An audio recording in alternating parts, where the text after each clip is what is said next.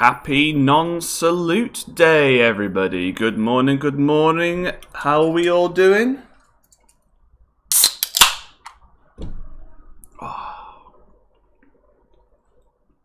So, I would like to take this opportunity to formally welcome you all to the first of today's streams. Today, at least shall I say this morning, I'll be showing you how to paint some miniatures from my brand new range. Ha ha ha. Now, for those of you who have followed my personal account on Facebook or I think it's just Facebook, you might have a pretty good idea of what I've got to announce. But for those of you who are new or who don't know who I am, I'm Alex Huntley. I'm from Goblin Miniatures. I'm a traditional sculptor. I've been for many years, but today I'm going to be showing you the previews for my brand new range that I hope to be launching on the 1st of May. And that is... Hang on, let me just get something up.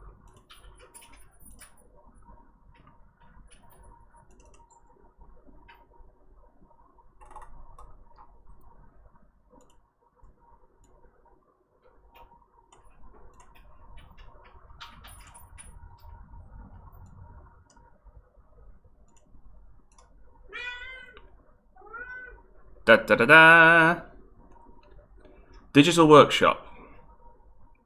So for those of you who are curious, Digital Workshop is going to be a Patreon where I sculpt a number of digital miniatures every month, and you can download the STL files and print them out and play them, and as many as you want to your heart's content. And it kind of works as a subscription service. Now, I'm obviously not the first to have done this. The gentleman who actually put me onto this idea was Dan from Lion Tower Miniatures, and he has a very successful one himself. He makes some incredible work, and when the whole COVID situation happened,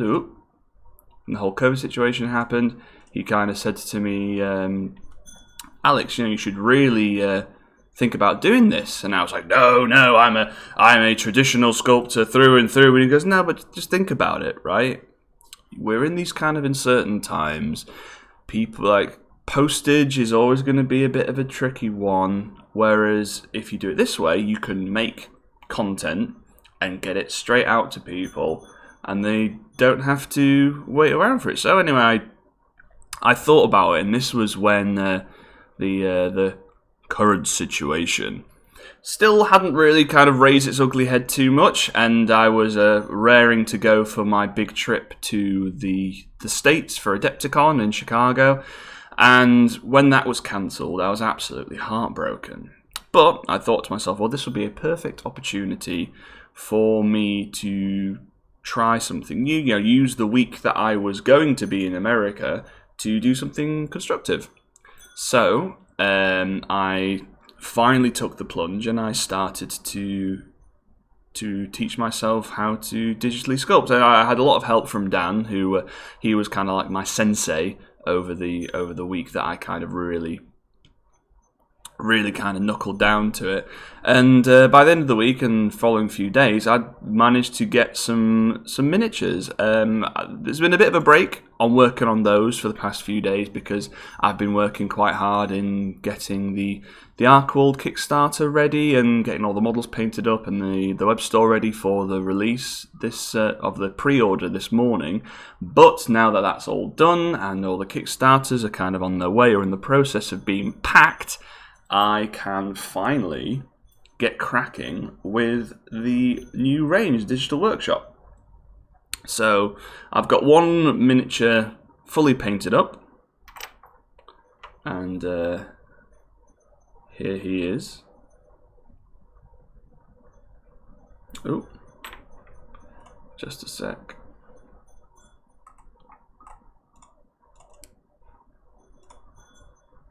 Thought I'd turn.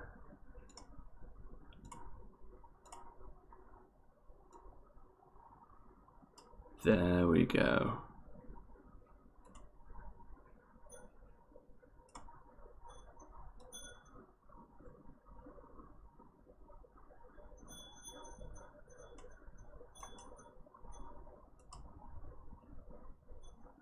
Still not quite right.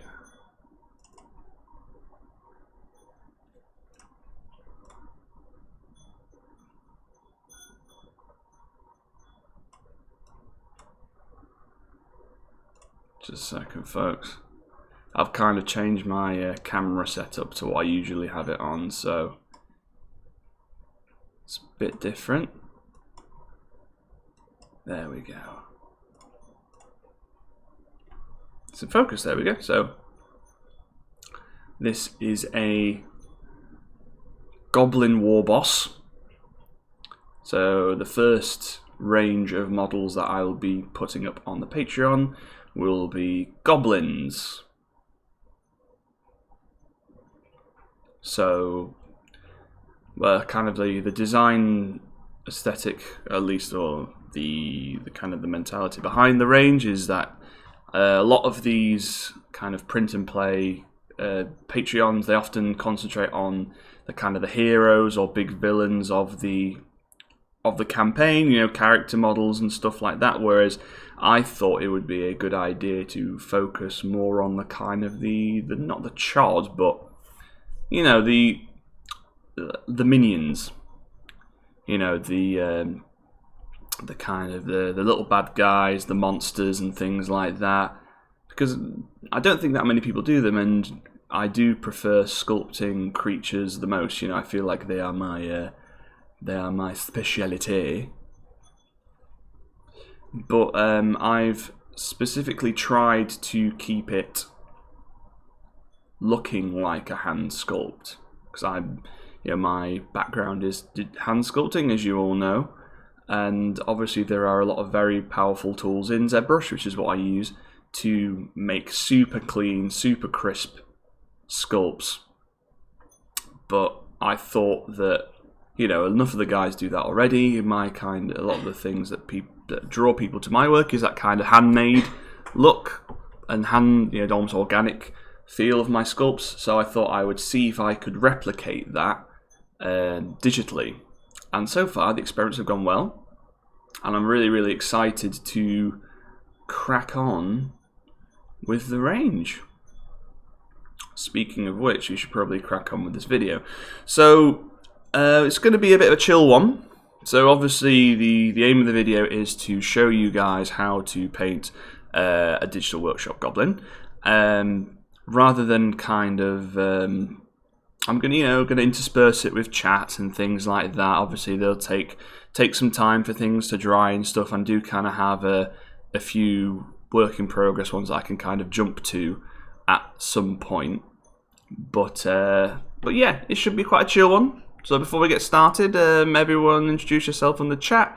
Let us know what you're working on. Are you just kind of chilling on this fine Saturday morning? Were you going to Salute originally, or because like one of the main things that I wanted to do this kind of day for is because like myself and the guys involved with Warplock were absolutely heartbroken that Salute was cancelled. I mean, obviously it was for good reasons. You know, I'm not saying that, but you know, it's sad. I really, really like Salute. It's one of my favourite weekends of the year, and I know a lot of you guys who do go there regularly think the same. So I wanted to make today something special, you know.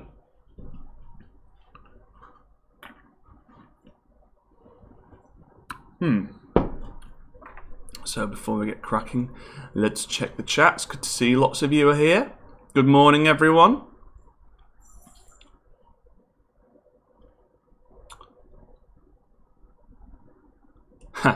Ian Creasy says, is that a dirty table or a camera? That is a dirty mat. So this is my painting mat, and as all of you probably know, who, especially if you've been to the Arkle weekends in January, I'm a very messy painter. You know, I'm very kind of slapdash. Paint gets thrown all over the place, but you know, it gets the job done. Blackjack Legacy, good to see you this morning, buddy. That's really nice. Still feels traditional too. Thank you very much. Jaznaz, put your hand behind him. That works for me. Well, I've actually set the camera to like a set focus now, so fingers crossed it should be okay. Julian Anchors, great work of art. Love Goblins, thank you very much. Mr. Elson, good to see you, buddy. As a long-time fan of Goblins, love a look at the mini. Thank you, Ortega. Wacko Gov, does anyone know a good service where you can get minis like that printed for us on a 3D printer? Well, you know, I have a 3D printer, so I'm sure I can sort you out, buddy. Rob Huntley, my dad, Mr. Daddy Warplock himself. Dawn says hi to everyone. She's busy hacking Kickstarter pledges as we speak. Absolute legend. Julian Anchors, I don't own a 3D printer though. God darn it, I tried to avoid Patreon. Guess I'll have to go for it.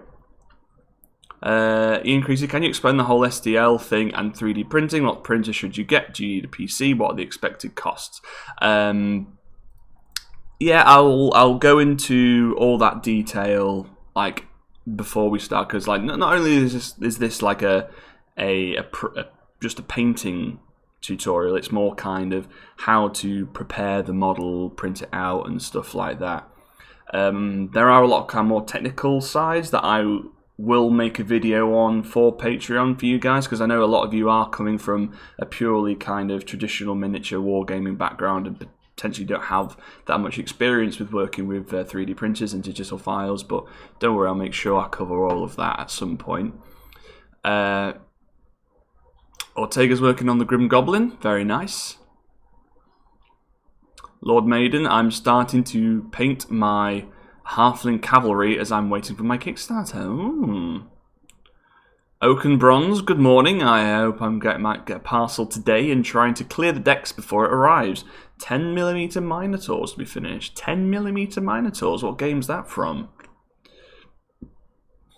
Simon saying, this might be the excuse I needed to finally get my 3D printer. Which one do you have? Don't worry, I will be covering that a little bit later on. Oh, Ian's already beat me to it. Les is saying, the poster has been decimated this week due to the situation. Post is 1 in 3 days now, and the sorting office is in a deep clean, hoping the Kickstarter turns up today. Well, I hope so too, buddy. Jacko's saying, was really looking forward to Salute. Fingers crossed everything will be okay for UK Games Expo. Yeah, absolutely. You know, so for those of you who aren't aware, UK Games Expo is usually at the end of May, and quite, you know, wisely early on, the organisers put it forward a few months, so now it's sometime in August. So fingers crossed, things will all be a little bit quieter by that time. UK Games Expo is a really, really good show. It's not just war games, as Salute is. There's a lot of role-playing games, a lot of board games, and it's huge, brilliant. And last year, I went with the few of the lads from the Warplock team, and we had a really, really good time. Jaznaz1, I put my first order in yesterday, and I put in another order this morning. Excellent. What did you get? Les is saying, if UK Games Expo does go on, I can see it being extremely busy. Well, fingers crossed. I guess it'll be the first massive trade show after the situation. So fingers crossed.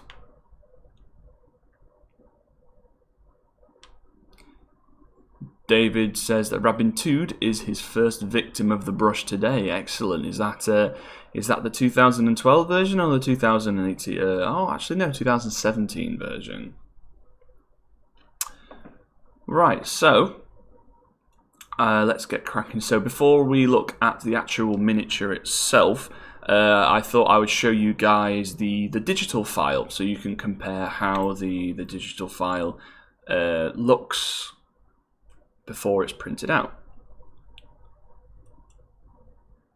So this, welcome to ZBrush, and this is the finished file.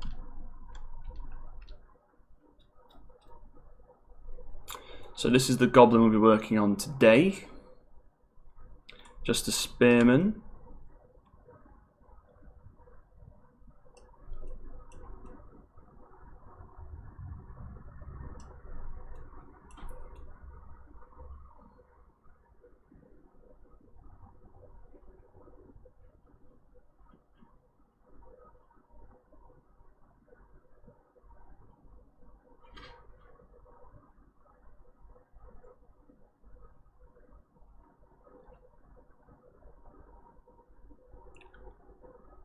So there we go.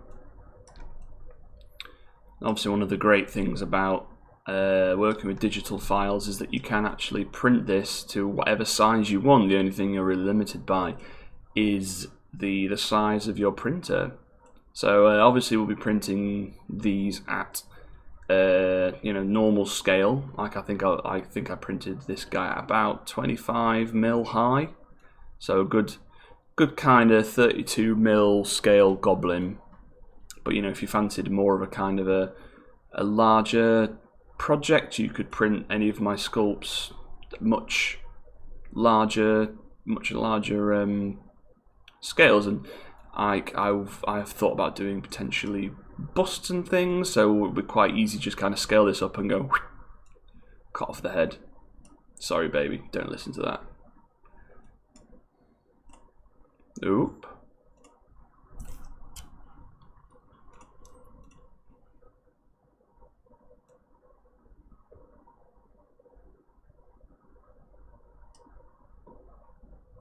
So now that you've seen the digital file, what happens now is it's printed out. So I use an Elegoo Mars, which you can buy on, I think I bought mine on Amazon for about £250, roughly. It's about £250, maybe a little bit more. Comes with everything you need except the resin, which you use. I use the water washable resin, which comes at about, I think it's about £45 for a kilogram, which sounds like quite a lot, but when you're printing stuff, like goblins and things, like it does stretch. Like I've done loads of test prints and things like that, and I have barely even scratched the surface of it. Later on, as I said before, I'll probably be doing actually more in-depth videos of how to prepare a file for 3D printing. I'll be on the actual Patreon page itself. I'll be providing them in both kind of unsupported and supported versions. So for those of you who aren't as kind of au fait with 3D printers, like it will literally just be kind of plug it in, upload the file and print. So don't worry, it won't be too difficult for you guys who aren't as used to using it. But after printing the model, it will look something like this.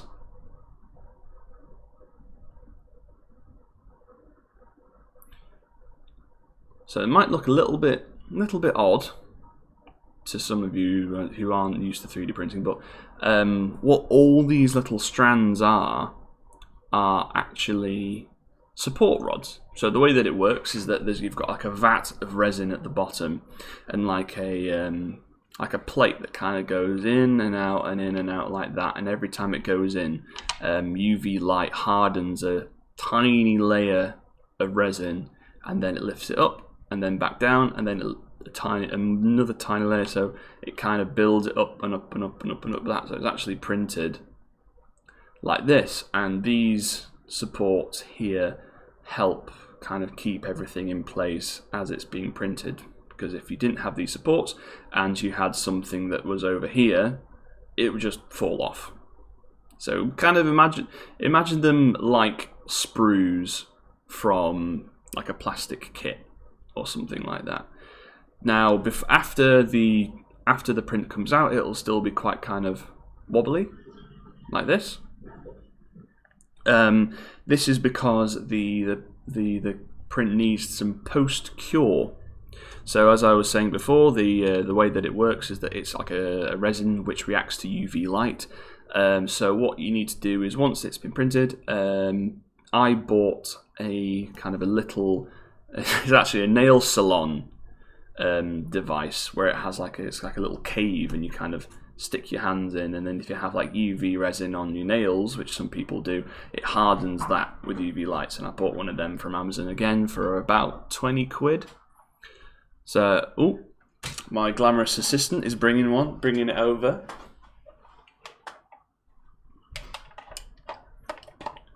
So it looks, like this. Can't see it too much because the camera's quite close, but you can see it's got all these little UV LED sockets in here.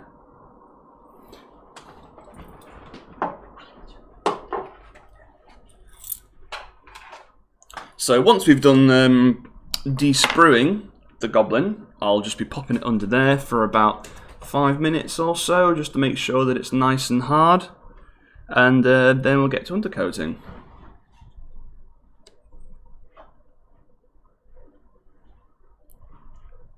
So one of the reasons why I do this before the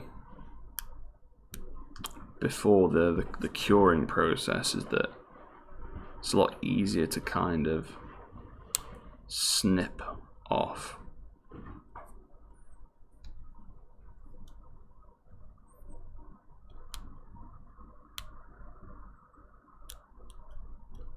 Kind of just get it away from the base first.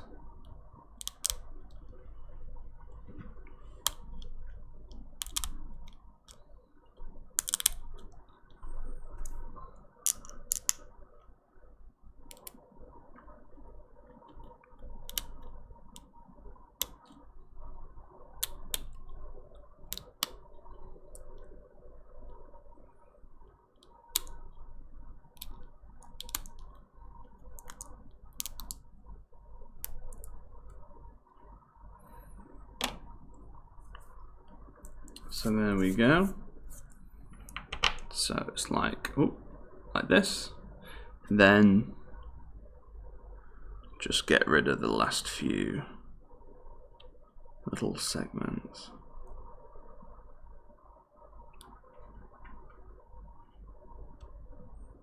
Now you can be really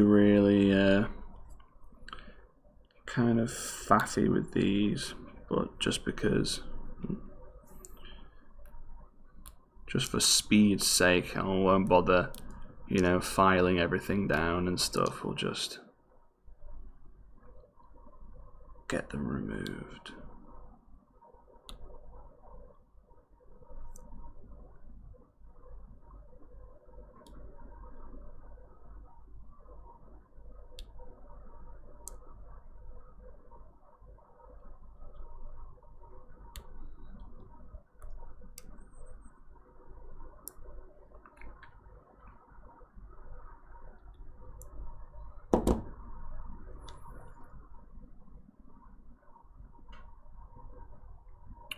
So there we go.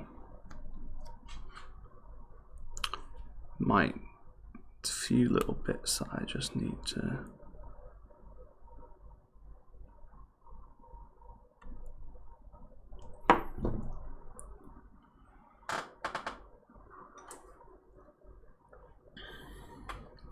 see, just to kind of get off these tiny little nibs where the supports were.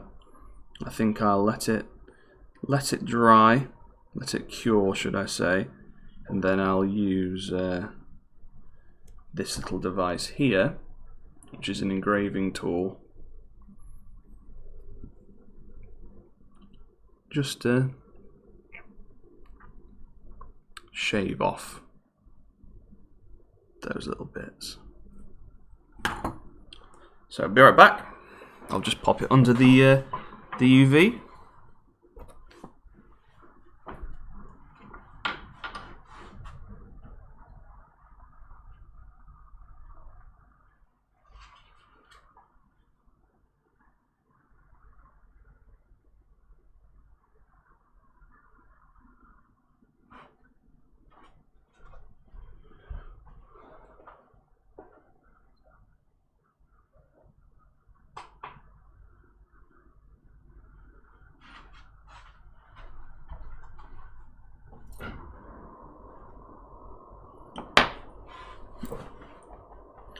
So the UV thing that I bought, it only has like set settings, like 90 seconds or 30 seconds or 60 seconds. Like, it does kind of turn on when you put your hand in, but it does mean I have to kind of keep going over, turning it on and stuff. But whilst that's curing, just kind of sweep that to one side. We'll deal with that later. Here is another one of the goblins here.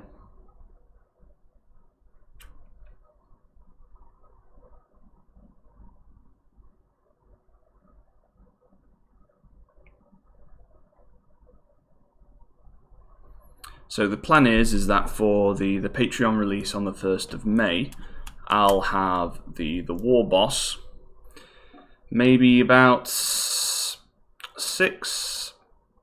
of these little goblins, maybe a few more, with a variety of weapons, some bows, some spears, some swords and stuff.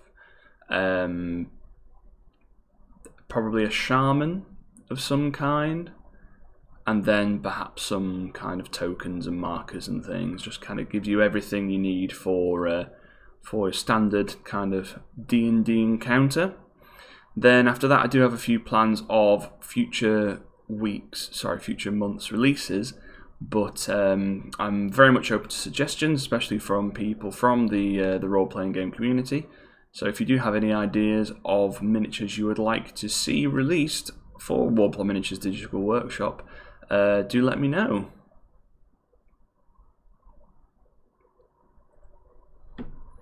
So just go and turn the model.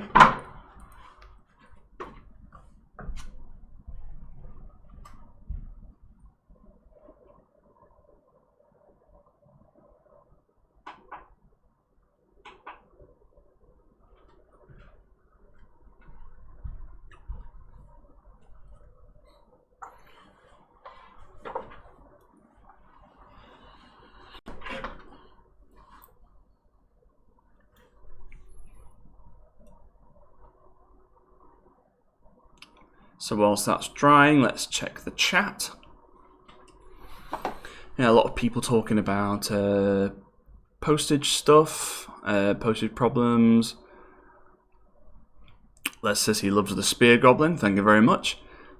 Ian says that he really wants to go to Salute, maybe pick up a few bargains for the games he plays, but mainly to meet the Warplot gang and see their smiley faces, some of the loveliest people on the globe. Aw, you big old cutie.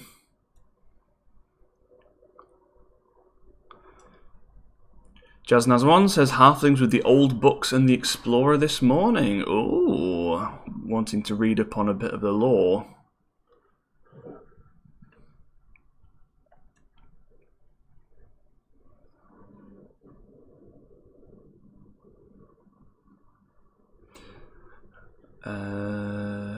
Stephen Mercer says, just wanted to pop by and say I received my Forest Dragon yesterday and it is awesome. It's already built. Amazing. You didn't waste too much time there, did you? Jasnan says, does Arkle have a Discord? Not at the moment. The main place that the community kind of chats and stuff is the Warplot the Arkworld Facebook group. I have thought about doing a Discord, and I have chatted about this on previous streams, but I'm not sure if a lot of the guys would want it. I mean, obviously, you know, if they would prefer a Discord, I'd be more than happy to set up a Discord. But I mean, what do you guys think? Steven says unfortunately he can't get hold of a spray primer to start painting. I live on the island and they won't ship spray cans. Anyone had an experience with brush on primer? Oh, blooming heck, whereabouts do you live? I mean, to be honest, I mainly use brush on primer because I live in a small flat, and especially with the current situation, I haven't really got anywhere to spray. So I usually just kind of crack on with I just use GW base paints, but I'll show you more about that later on.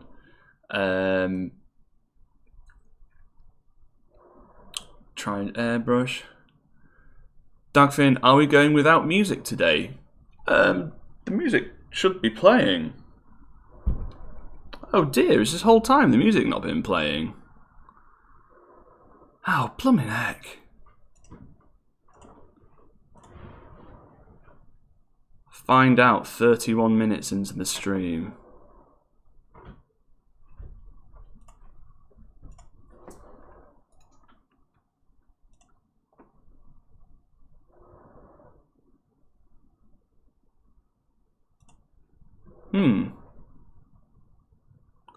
Should be active.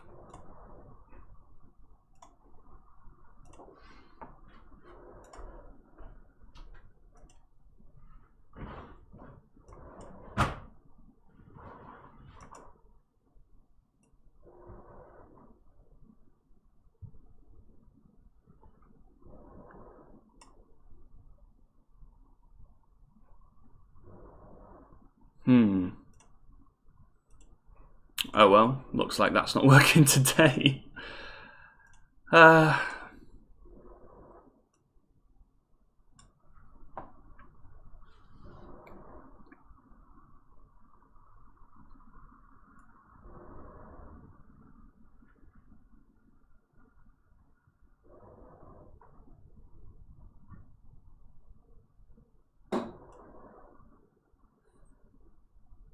Minis that you can use. Zal McAllister says minis that can be used for Shadowrun would be ace. Yep, that would be really, really good. I've never actually delved into Cyberpunk stuff too much, but I'd definitely like to give it a go. What colour do you paint your sheep ram? In particular, which sheep ram? Crisis event organised from Tin Soldiers Antwerp in November is cancelled. They fear a second and third outbreak of the situation. That's really frustrating.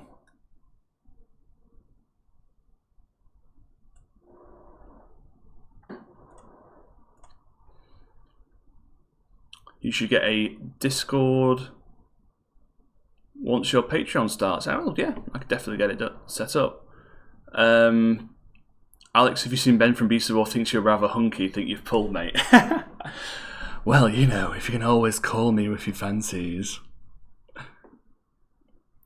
Adam says that he'd also be up for Cyberpunk Shadowrun type miniatures. So difficult to get hold of good ones. Well, I've never actually tried sculpting them before, so it'd be definitely a new challenge. Lord Maiden, sorry, that was sheep and ram and all of them. Well, I just paint them sheep colours, you know. I usually stick to kind of the white wool, but when I do sculpt some more sheep riders for all the halflings, I will most certainly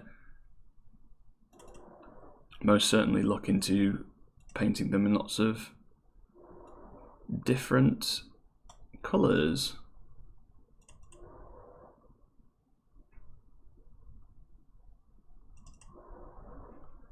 Right, I'm still trying to figure out why the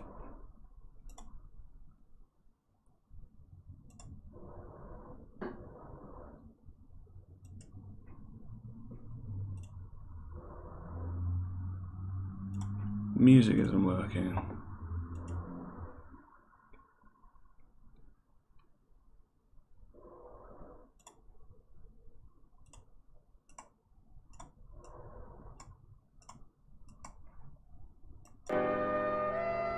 Aha, right. Is that better for everyone? Just gonna go and grab the miniature.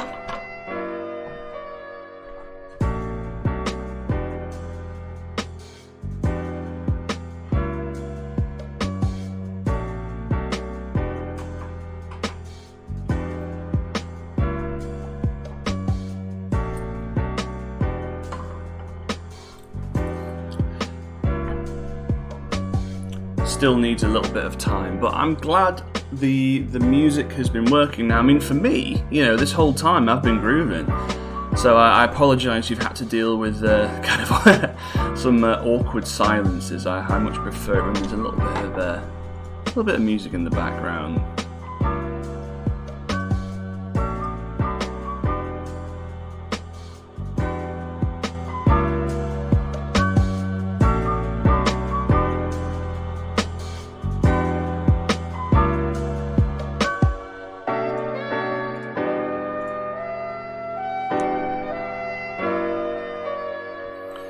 Jazz it up, groovy sounds, very nice. Can we have Dire Straits instead?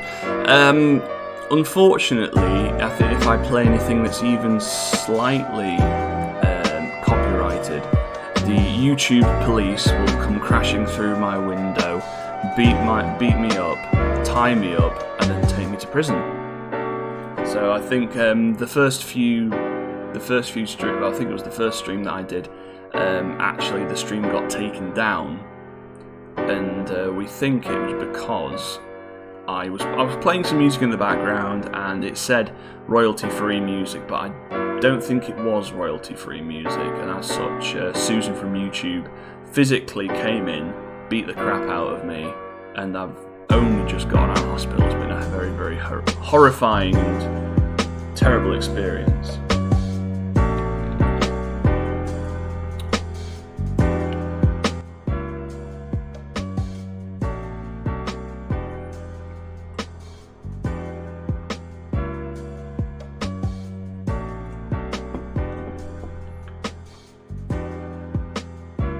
Is that better, guys? I've just turned the music down a tad.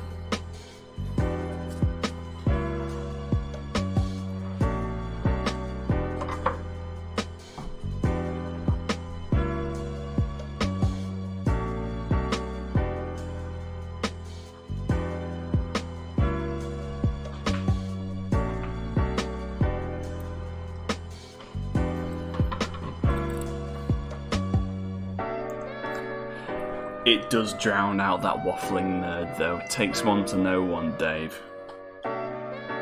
So, after a little bit of post-cure, we have one Goblin. So I'm going to just spend some time burring off some of the little studs there. It does make quite a lot of noise and it's not very nice, so I'm just going to mute the microphone whilst I do this, so you don't all get deafened.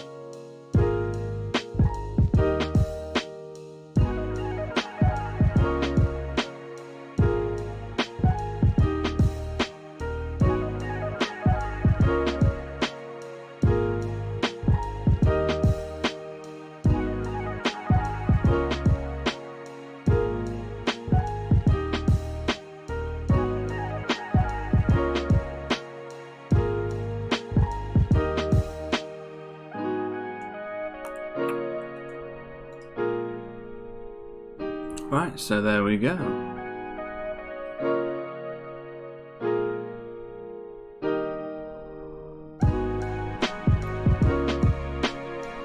So I've just used the Dremel to cut away some of those little bits, so we now have a model that is pretty much ready to undercoat. So just for ease, I'll be using some of the lipped plastic bases that I use for the Arcor miniatures. I will be providing files to print your own bases at home if you don't have any of these spare, but he'll just kind of sit on top like that. So I'll just pop some glue on there.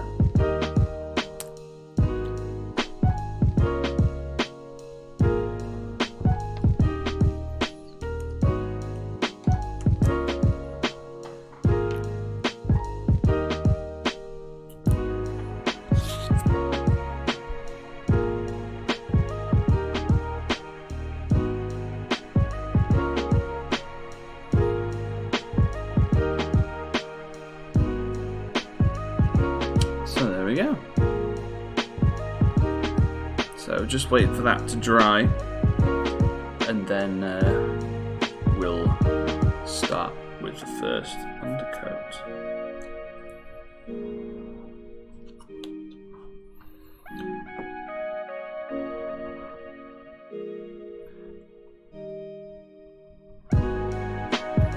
As I said, this is going to be more of a chill stream, because there is obviously quite a bit of waiting around and stuff for things to dry and things.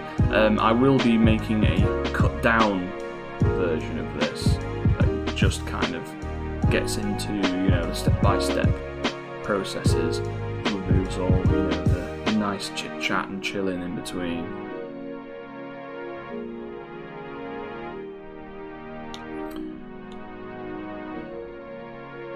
Les says that it's a tiny Dremel bit. Yeah, so this is actually a really useful little tool. I do have two of these, one with a very, very tiny tip on, and then one with a more kind of rounded end to it. So it's quite good for just smoothing, especially when I'm sculpting, kind of smoothing things and stuff like that.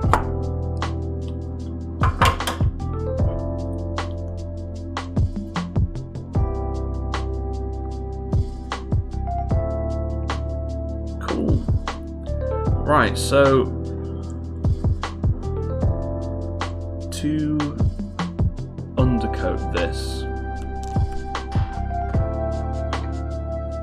as I said before, I do live in a small flat. I don't really have any areas to spray paint and stuff, so I will just be using the Citadel Ceramite White.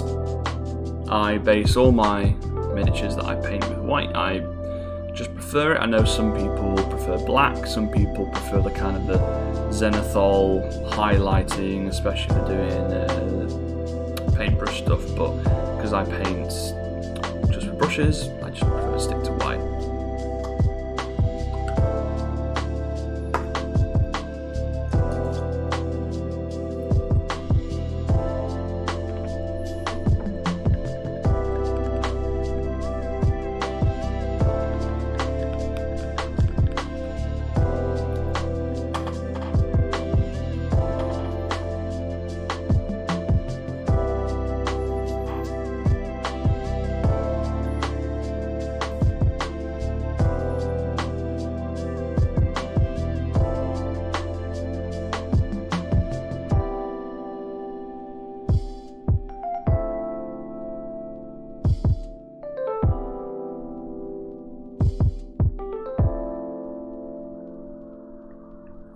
So one really good thing about these yellow Gumars and the resin that I use is that it undercoats really, really well.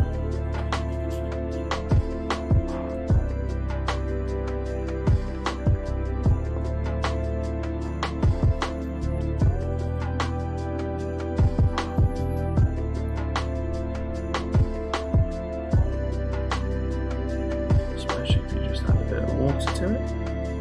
The white, should I say?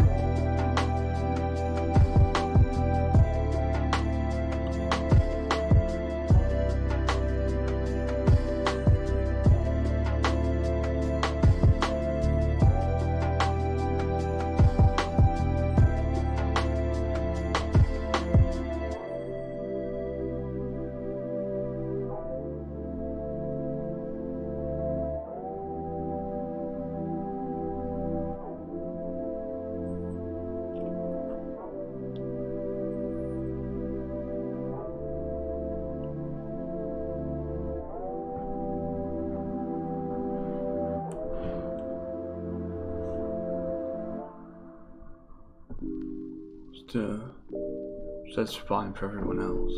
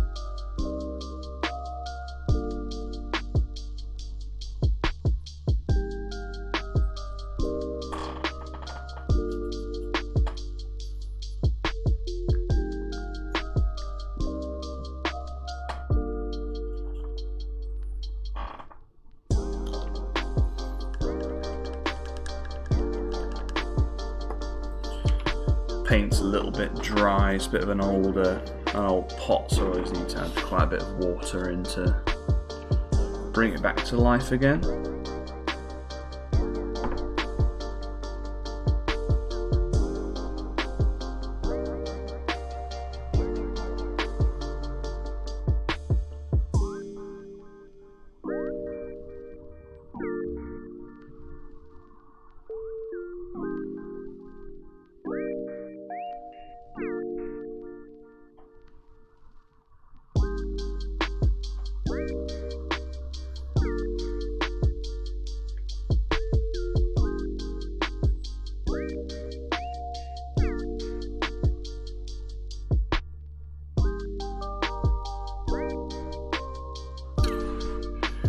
So there we go, I'm going to leave him to dry a little bit. I haven't touched the feet just yet because I'm not too sure if the super glue that I put on there is fully dry and I don't want it gunking up my paintbrush.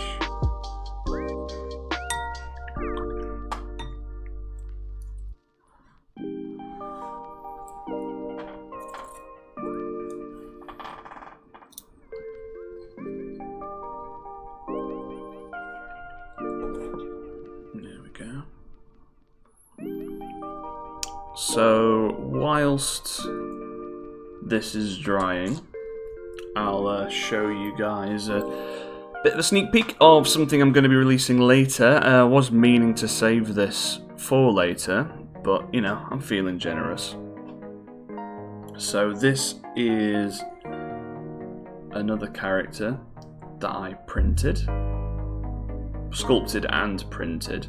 The base still has Flock be put on it, but he is actually going to be for my next Warp Team Fantasy Football team.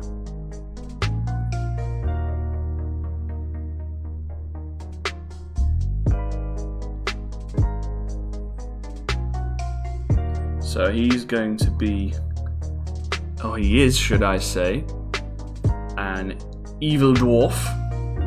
An evil dwarf, that's brand name, and the team is going to be called the Hatzonaroth Hustlers.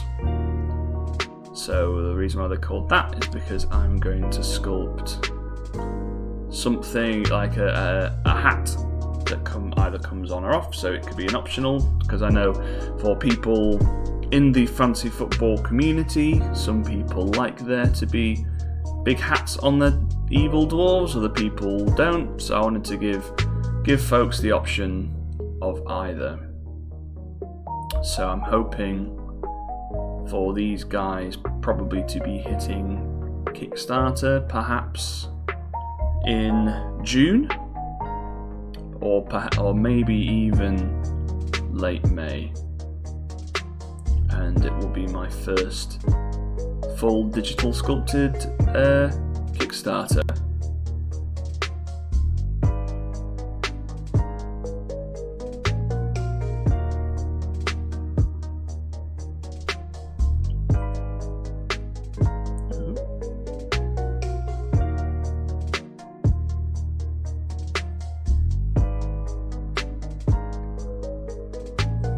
So just to kind of give a sense of scale,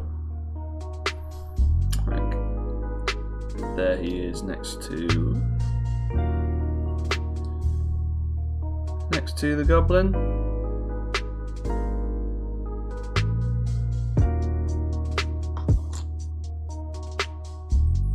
Thanks guys, glad you like him. Les is saying, very nice, has to have big hats though. Well, that's the whole point. They will have big hats, but they will be removable. Ortega, cool, may have to look for a game system, or is one in the works? Well, I haven't got one in the works at the moment, so these characters or these teams are meant to be kind of for generic fantasy football games. I may work on one in the future, but at the moment they're just kind of count as miniatures or just for painters.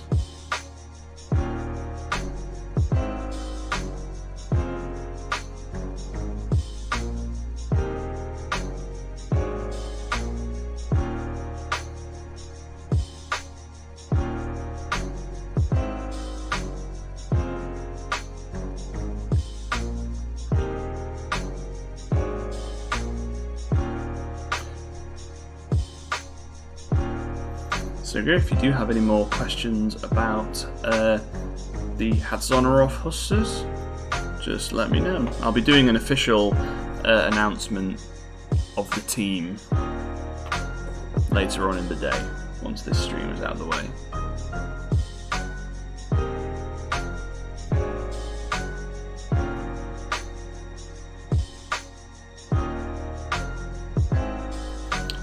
So, still kind of waiting for this to dry.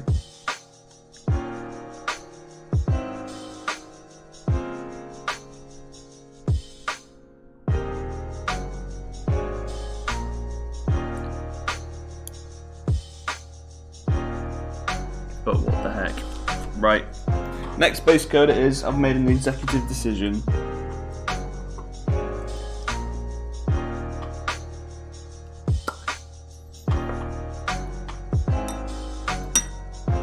So the next colour I'll be using is, once again, a base colour, Blag Flesh. And I'll mix that with a little bit of the white.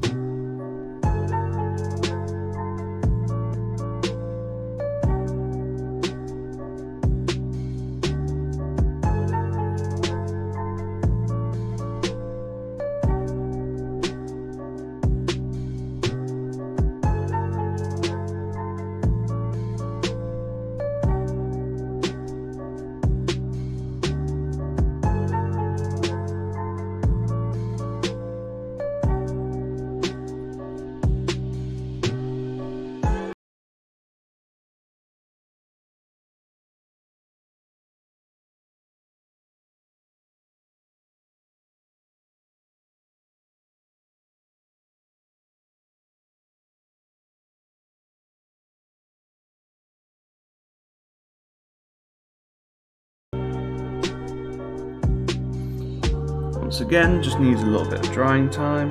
What I'm going to do, just to speed things up for the stream, is I'm going to do what I do with my sculpts and pop him in the oven.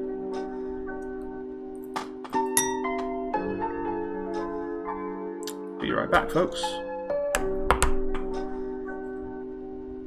Don't worry, David, the Bugmans is going to happen. You got to follow the system, man.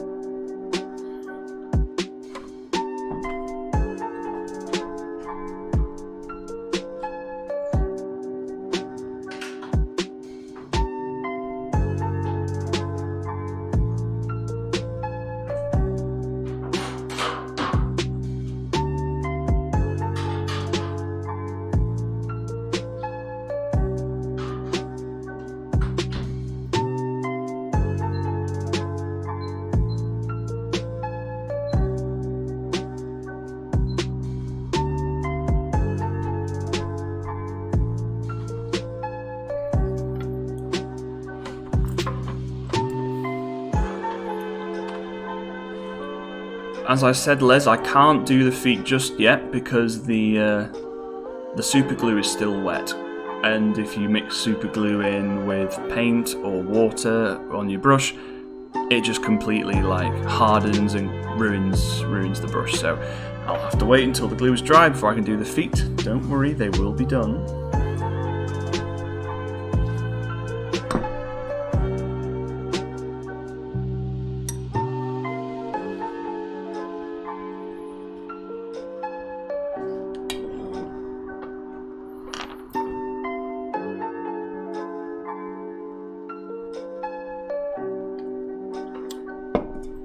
So I do actually have a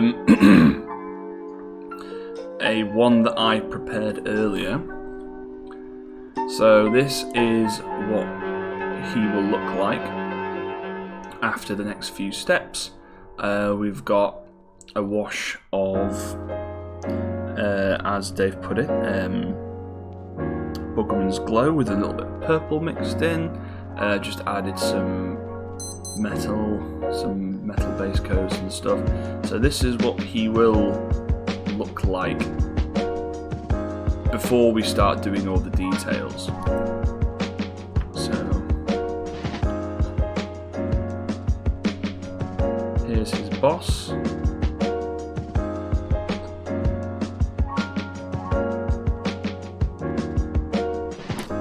And then here is the base coated Archer Goblin.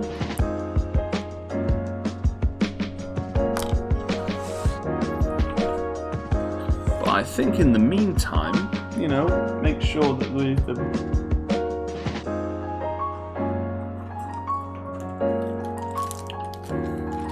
yeah, exactly. So I want in the meantime, just so we're not wasting daylight,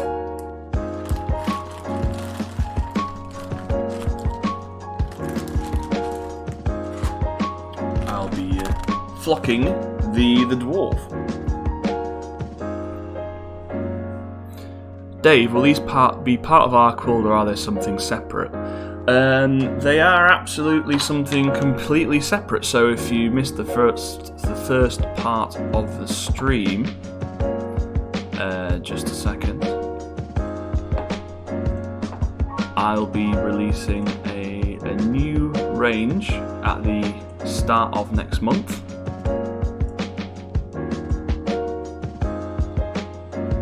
Called Goblin Miniatures Digital Workshop. And what it will be is it will be a Patreon where I sculpt a number of digital models every month, and people can download them and print them themselves and print as many as they want. So I'll be mainly making miniatures for role-playing games or mass battle games where they can print off as many as they want. And it'll be completely separate to Ark World, completely separate to Warp Team Fantasy Football. So it's a really fun new project. I'm really looking forward to trying something new, especially because with second edition, or at least the Kickstarter, kind of coming to a close. I've been pretty much working exclusively on second edition for the past year, over a year. I think I started writing the rules on Christmas Day 2018. I did do the Squeaky Blinders for Warp Team Fantasy Football last year in around April, but other than that, it has been purely Ark World. So I'm quite looking forward to having a bit of a change just for a little bit. And I do have lots of exciting Ark World news coming out on tonight's live stream, which is 8 o'clock, where I'll be announcing the next Kickstarter for Ark World. Jaznaz is saying, have you got a price point for the Patreon? Yes. At the moment, I'm planning on doing a $10 a month pledge, where you get everything in the month set, and potentially like a few extra models that are kind of in like a base set that all the backers get. And then the people who have missed kind of previous Patreon like months, like all the miniatures will be available to kind of purchase like on either on the web store or on, I think it's called Thingiverse or something, where you can put STL files to buy. But yeah, it'll be very low price point. I am also considering doing like a kind of a very high end pledge where if you back it for a certain amount of money, I haven't quite decided on how much, but you get all the models printed. You get the STL files obviously, but you also get the models printed and painted by myself. So kind of they come pre-painted. I'm still working on a price point, but they would all be kind of at a very high level of my ability. So at this standard. So it would be for kind of the higher end backers. Mal has suggested a loyalty scheme. How do you mean?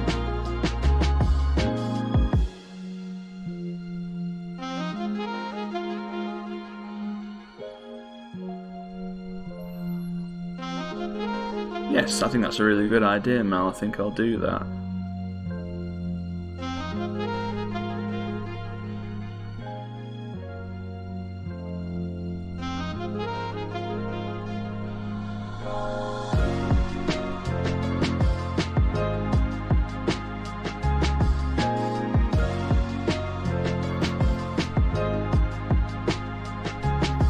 Yeah, like Titan Forge or like Lion Tower miniatures, like it seems to be a really good way for artists to create content for people without, especially, I mean, I'm very, very lucky that I've had, the help that I have had with my parents and stuff over the years to run Warplock, but for a lot of people, they don't have the kind of the facilities to pay for stock, to host, like store that stock and ship it. A lot of people put off by shipping costs as well. So Patreon's a really, really good way to kind of just get stuff out there, and I'm very much looking forward to trying it out.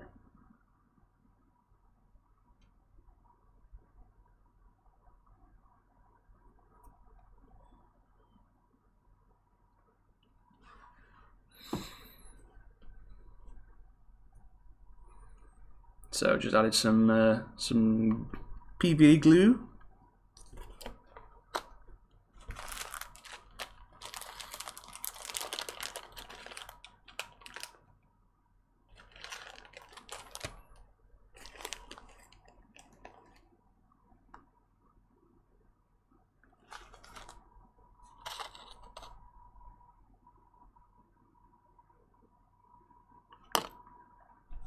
Do you digitally print much, Mal?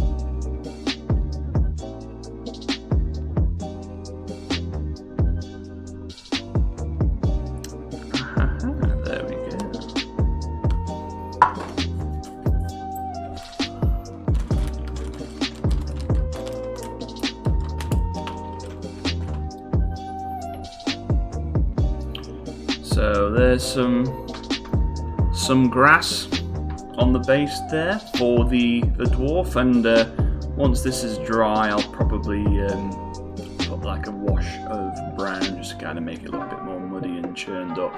and then perhaps like a line or something to kind of give it that kind of sports feel. So while that's drying, I'm going to go and check on the Goblin.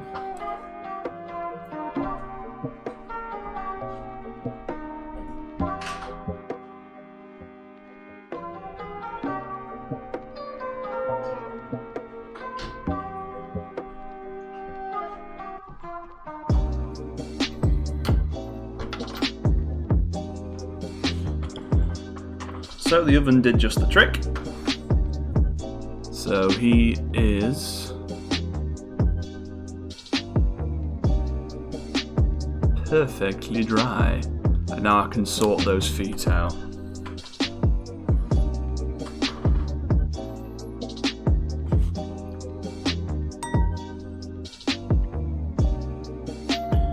Jazz is asking, did you used to do work with the Black Sun podcast?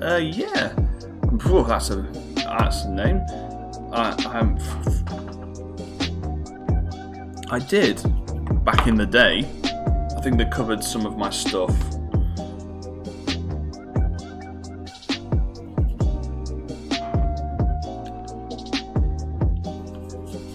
What happened to those guys? Are they still working?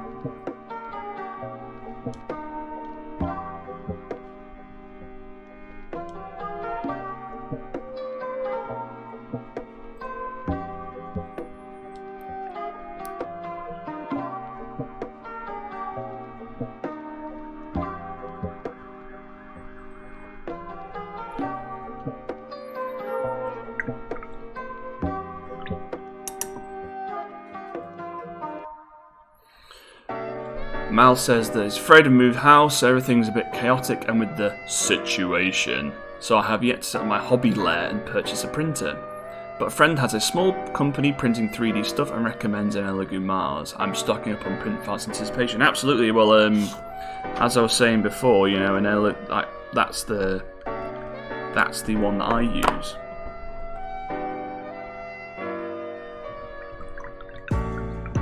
It's been absolutely brilliant. I mean, I went into digital printing absolutely blind. You know, I've learned it pretty much all on the fly, and as I said, I did have a lot of help from Dan from Lion Tower Miniatures. But the Elegoo Mouse has been brilliant, and you know, there's so much content on YouTube as well. So, like a lot of any bugs and things that I had to fix, I found them pretty easily. So yeah, I would definitely recommend Elegoo Mars, and it's so small as well. Like, I think the base is only about it's about 20 centimeters square, and then it's about probably about 50 centimeters high, maybe a little bit less. So it's very, very small, very, very compact. Like, I've literally just got it sat next to my computer on my desk.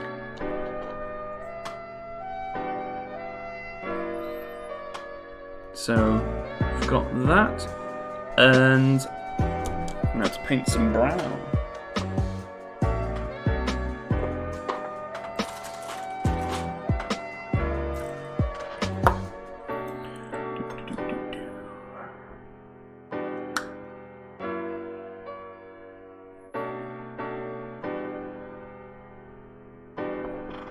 So the brown that I use is Mornfang Brown, one of my favourite paint colours to use.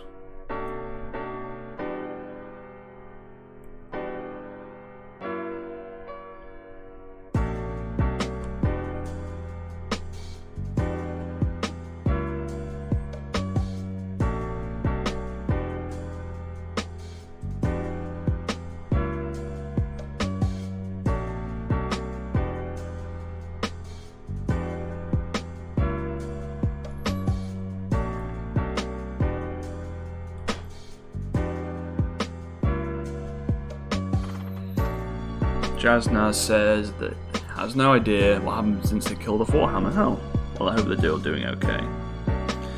And also, will the next batch from Arcworld be made using ZBrush or traditional sculpting? I'm very keen on keeping Arcworld hand sculpted. So even if I do end up doing digital stuff for the rest of my ranges, so for what Team Fantasy Football and Digital Workshop, Arkwell will always be hand sculpted. I'm quite keen on that. You know, hand sculpting is a dying art form. Not that many companies remain sculpting traditionally, so I think it's important that I kind of keep it alive, and especially because it's me doing it. You know, I don't have to pay for sculptors, so I have the luxury of being able to stay traditionally sculpted.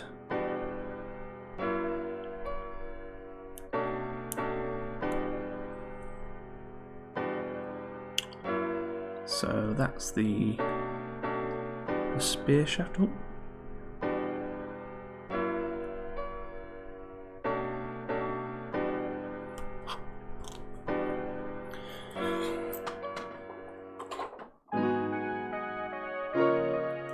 Right, so the next colour I'll be using is another base. This is Xandri Dust, and I'll be just mixing it with the Mournfang Brown to create a kind of a wider mixture of browns to use for the goblins, just to kind of give it a bit more kind of difference.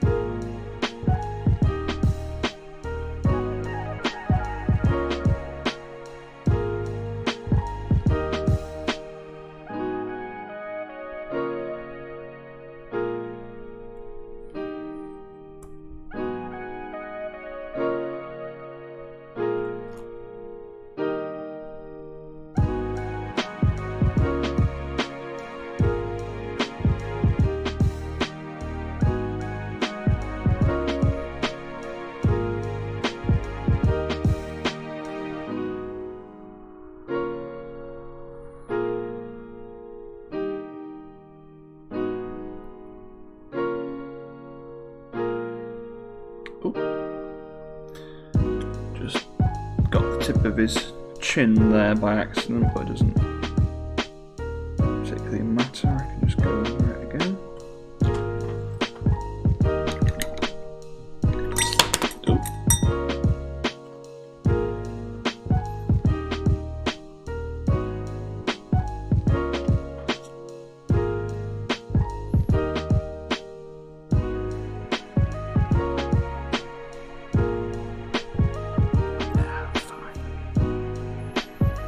So that's just adding a different layer of brown there. Now for the trousers, I'll probably mix some black in with the Xandri Dust.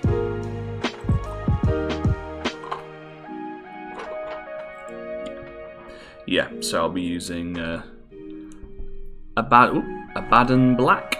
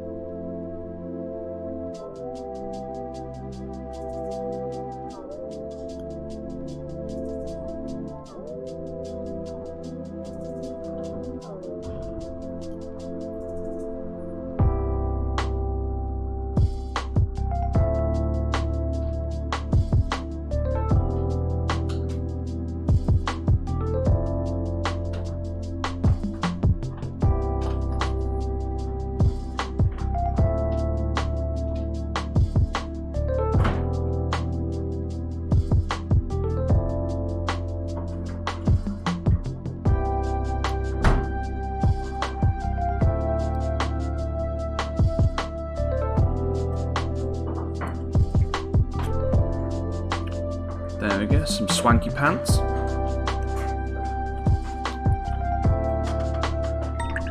Dave says, I've had a Prusa MK3 printer for nearly 2 years. It's no good for doing miniatures, it's been churning out scenery almost constantly. Excellent. I've been putting off getting a resin printer, but I suppose this is as good a time as any to press the button and order one. Absolutely, like, I can 100% kind of recommend the LW Mars, it's brilliant. Have a good lunch, Les.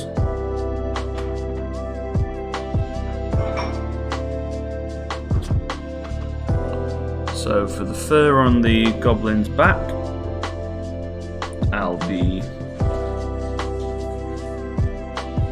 just using pure Zandri dust.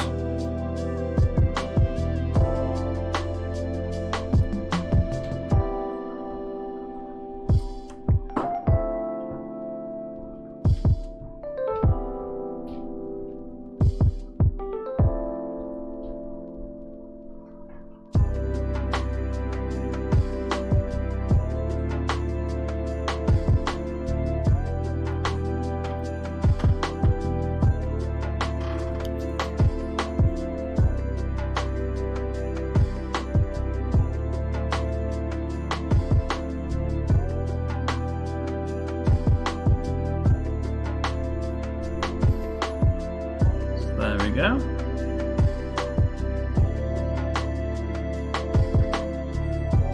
Then for the spear,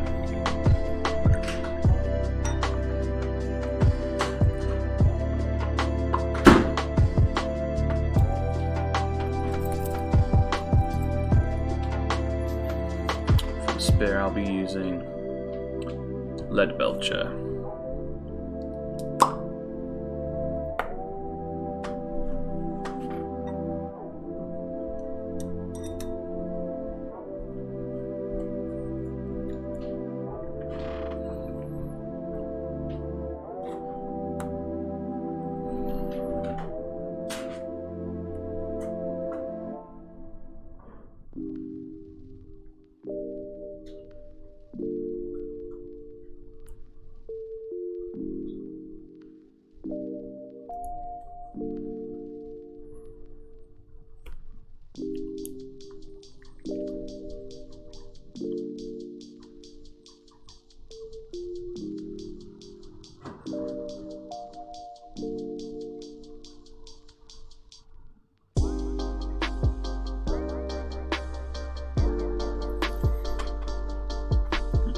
So there we go, there is the first round of kind of, I'd say the first layer, should I say, of colours on there.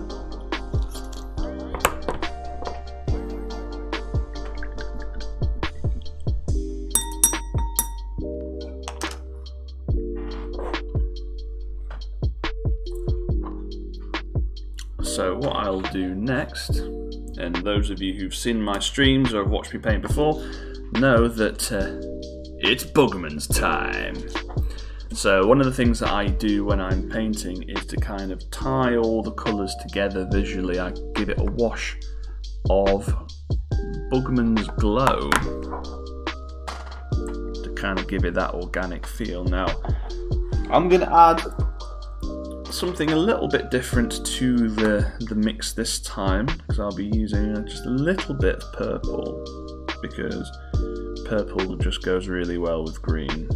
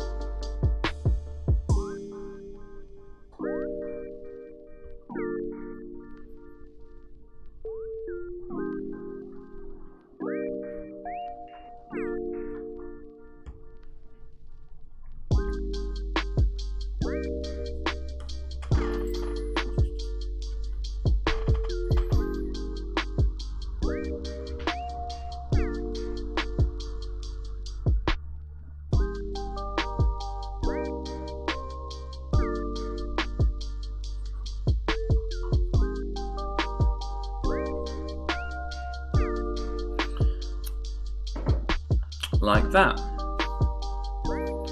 Now this is the point where I kind of pull a Blue Peter and say, this is one that I prepared earlier. So here's what he looks like when he's all dry.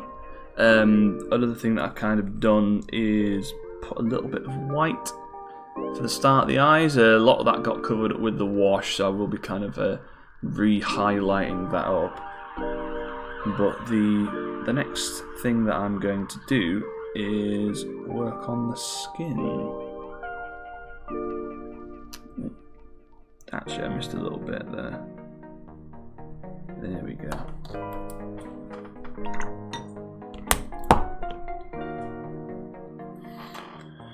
So to kind of get him up to the kind of the skin of the war boss there, I'll be using, actually strange enough for me, because I don't usually, when I'm at this stage of the model, use colours straight out the pot, but Skarsnik green I found works really nicely for goblin flesh, which you can probably imagine, you know, Skarsnik green should be.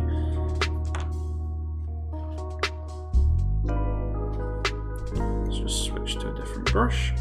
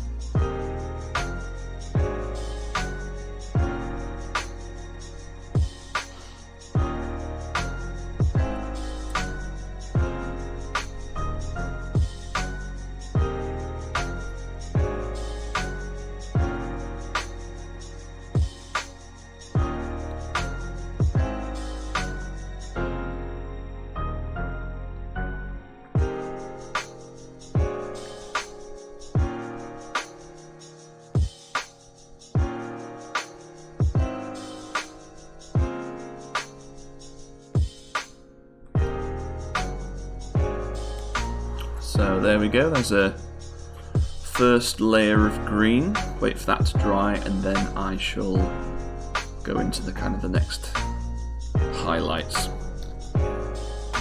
Chat. Mal is asking, have you ever thought about doing some Arkworld related scenery, Alex? Maybe even through the digital workshop?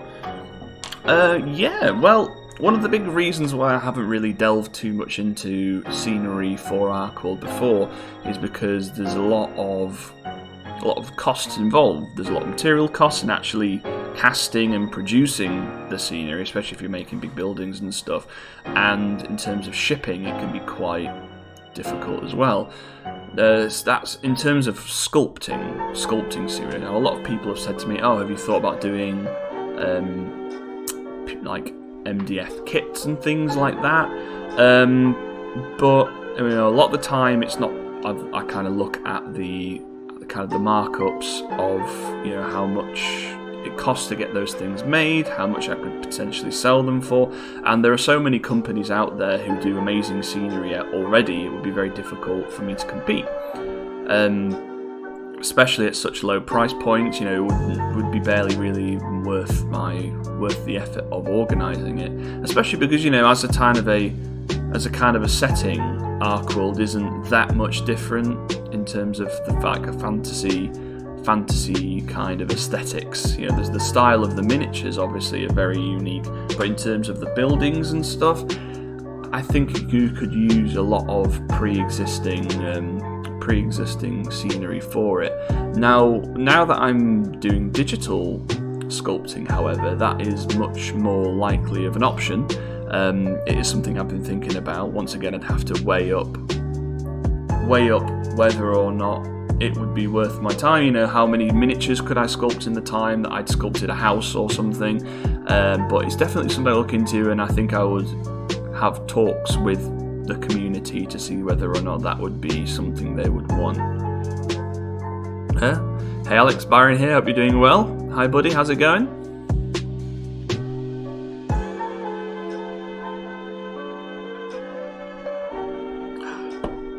Are you doing some painting today, or are you just chilling?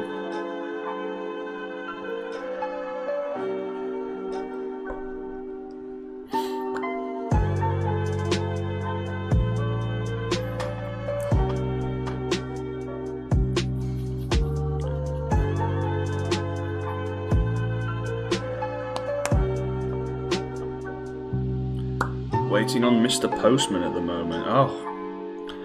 Potentially waiting for a certain parcel to arrive on your doorstep, perhaps. Not mentioning anything in particular.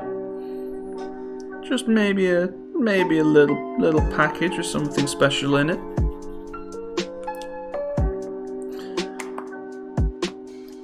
So for the next layer of skin, I'll be using the Skarsnik green again, with just a little bit of white in it, just to kind of just get those tips.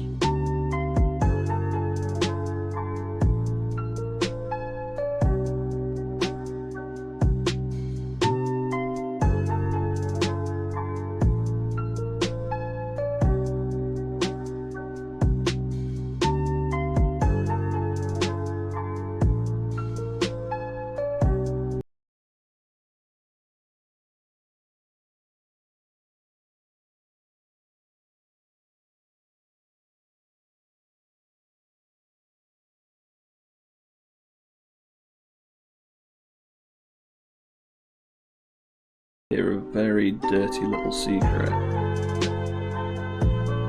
A lot of the time, I only really fully highlight the face of a model. I know, but especially because the vast majority of the time, people only see one angle of my sculpts. And also, when you are looking at a model, you only really focus on the face. So, the feet, for example, they barely get any mention because often they're just covered up by the terrain anyway.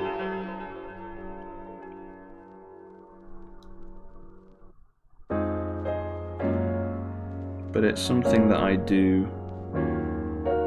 when I'm painting two-dimensional characters as well. You highlight and focus on the things that people look at. This is why one of the things that I really, really like to do is I really enjoy working on the eyes. Now these are only for my own miniatures, as Dave said. Those who get my painted Patreon pledge will be getting the full experience. But when I have a lot of miniatures to paint, it can be a nice little time saver.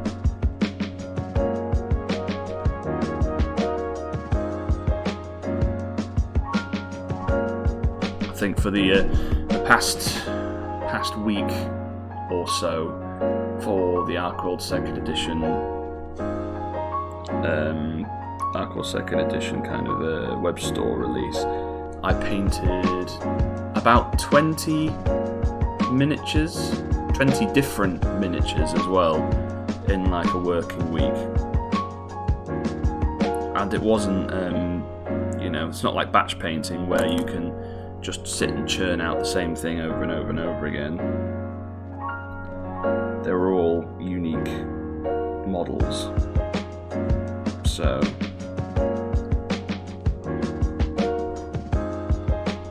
time-saving efforts such as washes and things are very, very important.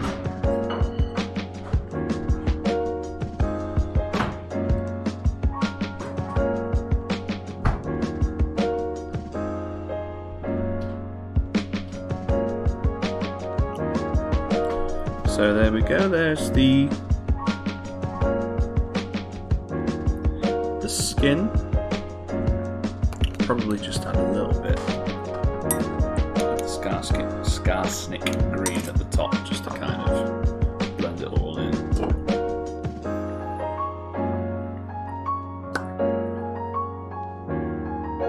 Dagfin's saying he's been listening to the stream whilst he's been working in the garden. Very nice. Although isn't your garden under about 3 feet of snow at the moment, buddy?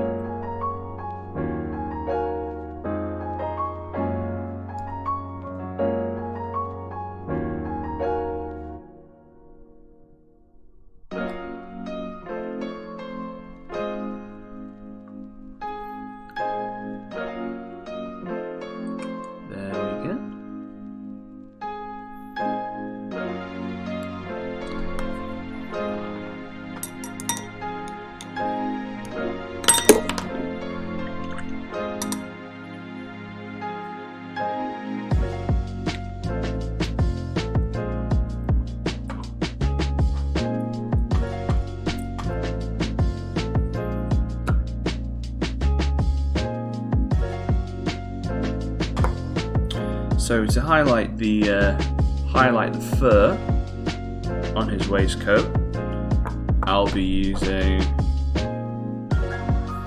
Wraithbone, which, I mean, correct me if I'm wrong, but I believe the Games Workshop introduced as a base coat for the contrast paints.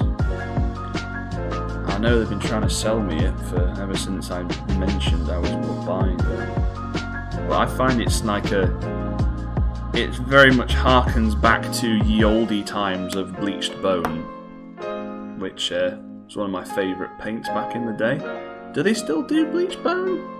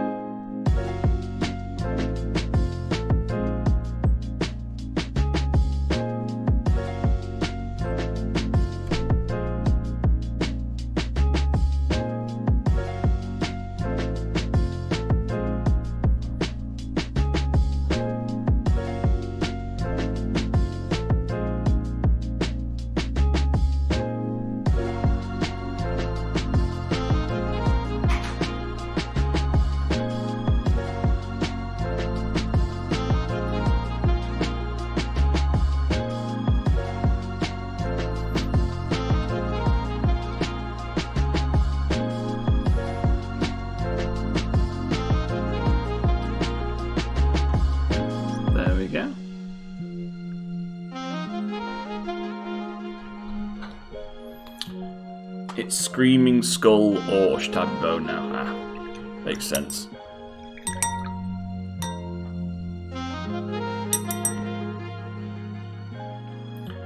No, the snow rained away during the week, and it's a nice sunny day and 10 degrees in the shade, but very warm in the sun now.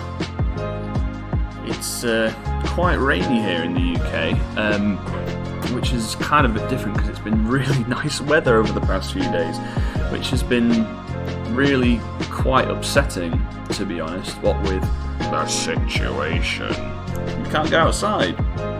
And my girlfriend and I have just moved, we moved in about January, into a city centre flat. So we don't even have a garden to kind of sit in.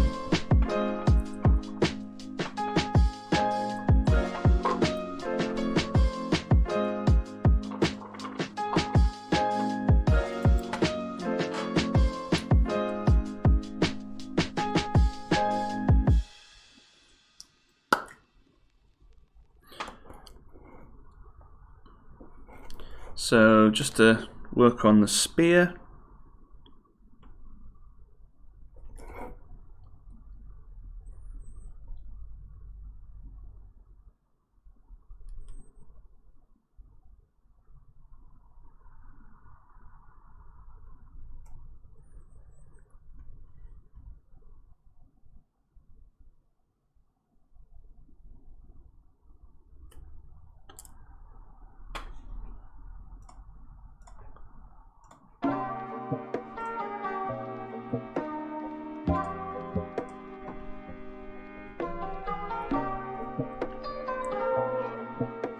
So for this I'm using, I think it's called Runefang Steel. Yeah, Runefang Steel. Just to highlight the metal.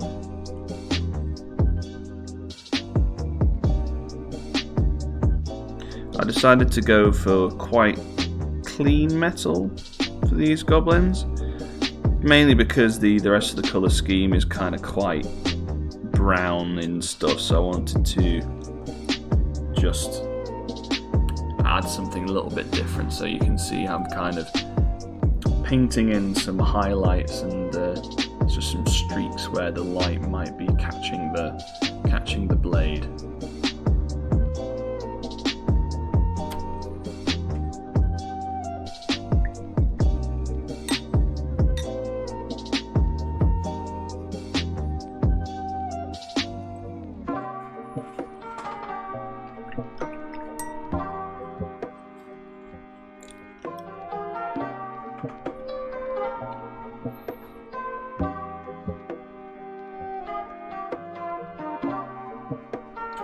So I think next I'm going to be giving the kind of the wood of the spear just a little bit of a green tinge with some more wild flesh.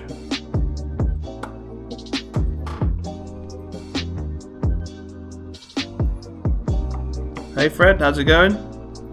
Hey Fred.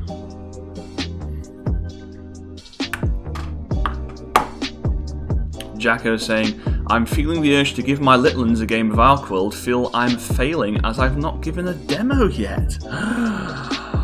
Blimey. Well, if you do, please let us know.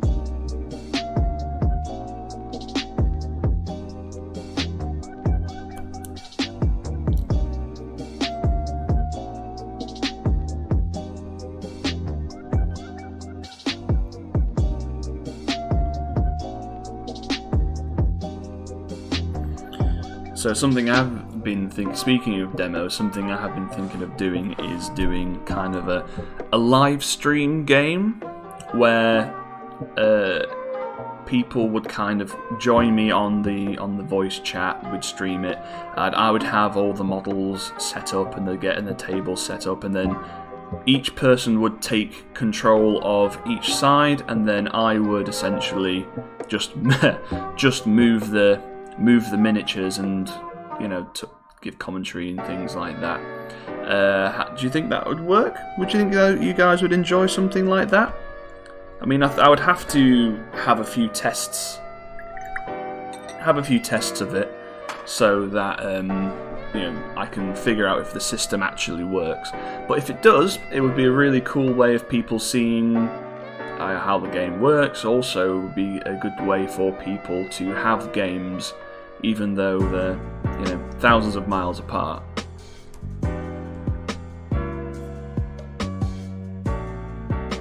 So I've just given a little bit of a green wash on the spear there, just to kind of show you how it looks. So this is the Undead Ogre from Ark World, and if you can see on the logs there, that kind of greenish tinge.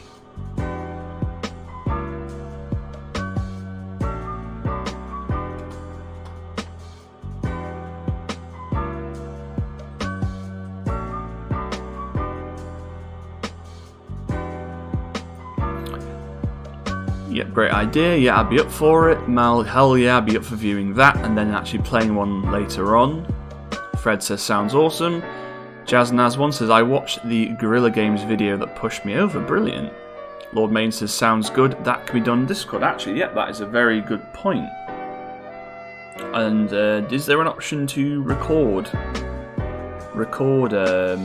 Discord chats? Because I would ideally quite like to put the video on YouTube afterwards. But I think it would be really quite nicely. The only really frustrating thing is that I do have a lot of my Ark World minis locked up in my studio. So like a lot of the war bands, a lot of the big monsters, when I was taking photographs for the rule book, it was like I took them all to my studio, and then pretty much the day afterwards, the government were like, yeah, we're shutting everything down. So all that stuff is locked up in there. So I mean, if it does work, I have enough of models here with me to be able to run demos. But I'm thinking, obviously, going forward, it would be a really, really good way to kind of get the community involved, get people who are able to kind of watch the show and see what the game's like, but also people who haven't had chance to play before. It will give them a good opportunity to try out the rules. Mal says, maybe use your print and play cutouts if needed. Well, I actually do have my demo set with me. Thankfully, I kind of kept it when I came back from Hammerhead, so I have the kind of our standard demo set of the Halflings versus the Wild Elves with the troll bumbling about. So I'll probably use that for the first few ones, just to kind of keep it simple. It's a matchup. It's a matchup that I know well, so I can kind of DM it quite well. Fred is saying it would have to be recorded on your end through a separate program, but it is very possible. Excellent. It's a sneaking SAS style in Dead of Night and rescue your miniatures. I wish I could. I mean, depending on how popular they are, if there is like a real outcry for it after the first few, then I can call the director of the studio and say, oh, can you just let me in just so I can grab something?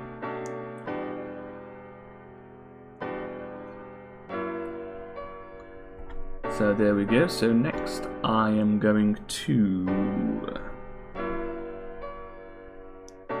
I think highlight the waistcoat.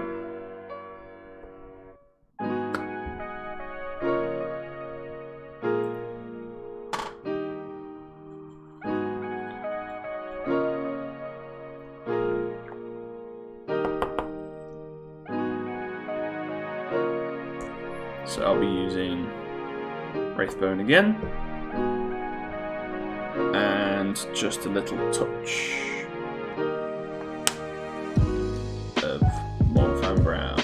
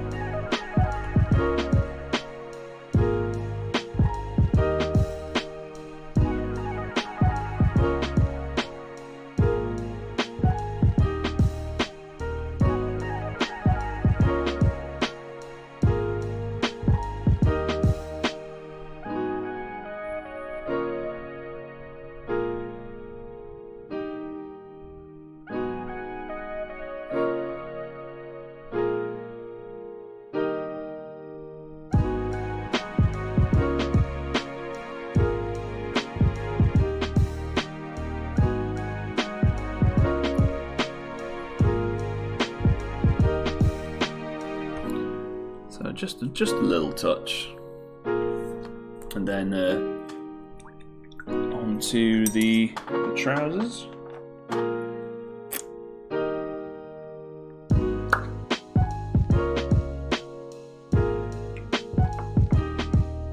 Which will be Wraith Bone again,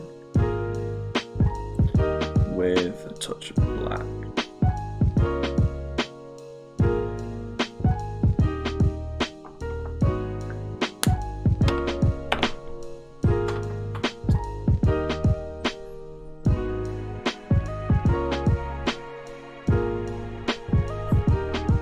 Actually,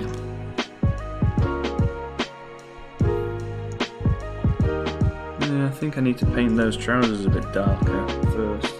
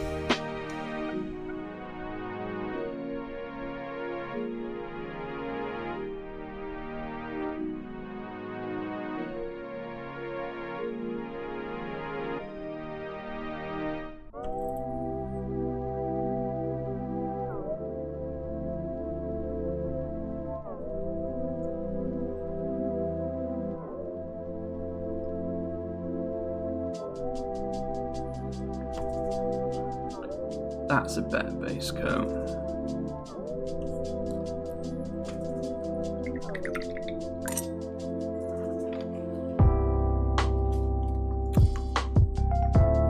Jaznaz1 is asking, is everyone UK based?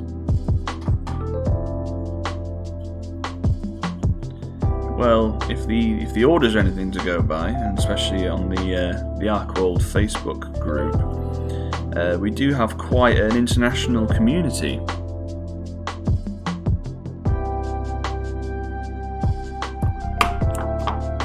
So, I think in terms of my orders, about half of my orders are based in the UK.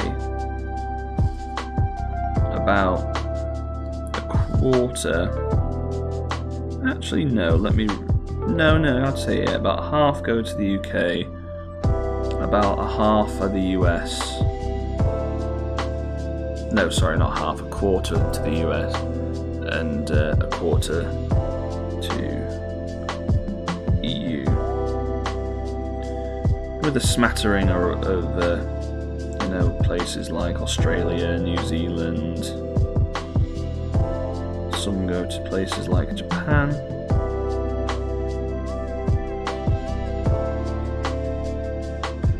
I think because of the trade shows that I've been to, I'm quite lucky to have quite a strong UK-based community.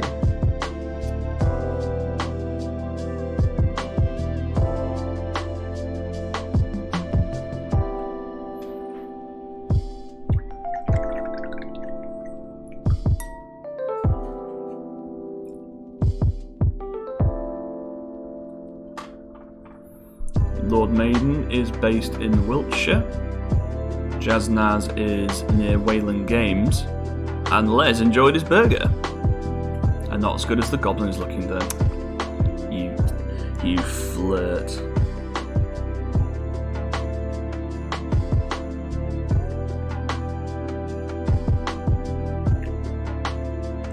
So, I think I'm going to work on the tongue for a little bit.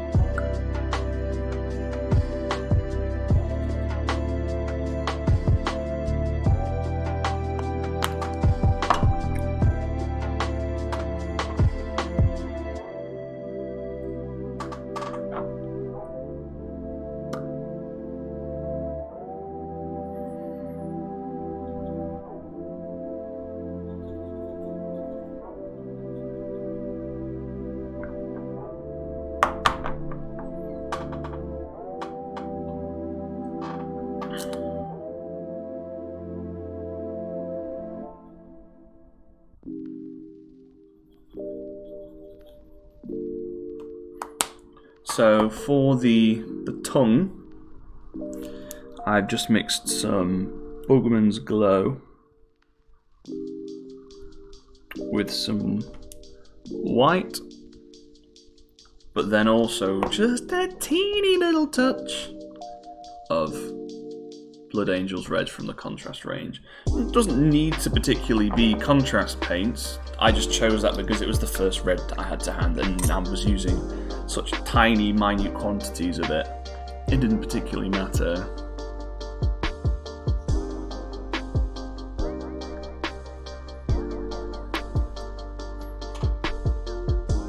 Now for the ears, I'll just be highlighting that with some Bugman's Glow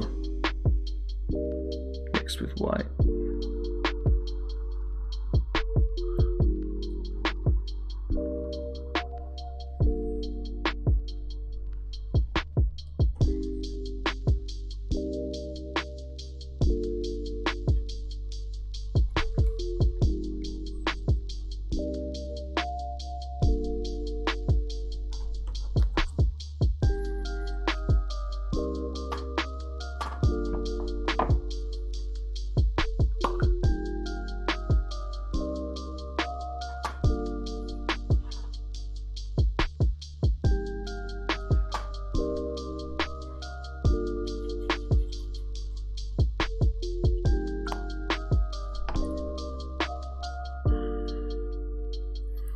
And then the final touch .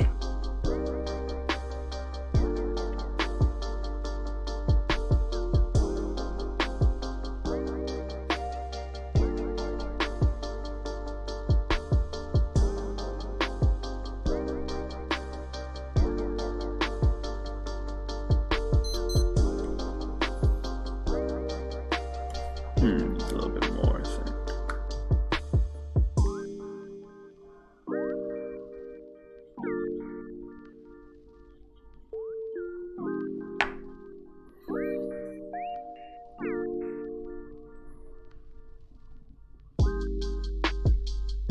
There we go.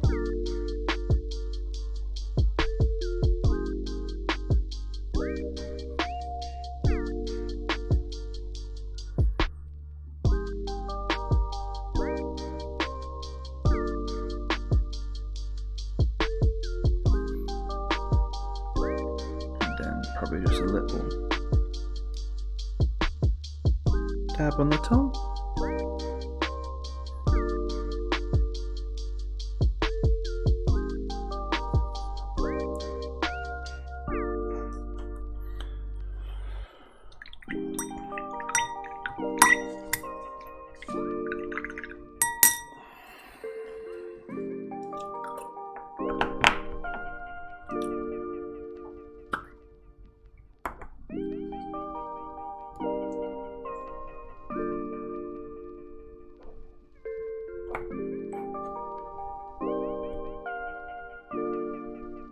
Now just to work on the teeth.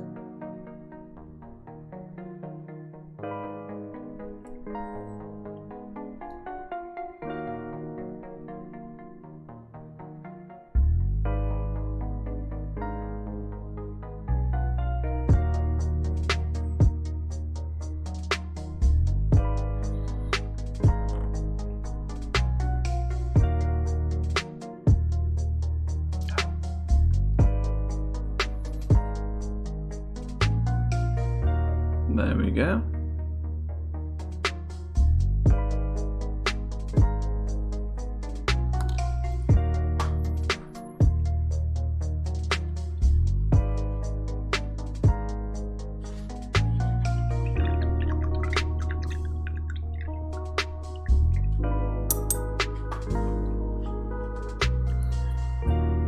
Dave Jackson, my local store is War Games Workshop in Northampton, which I just happen to be the manager of. Ooh. We still have an Arcor Arcor First Edition on the shelf. Oof, dearie me.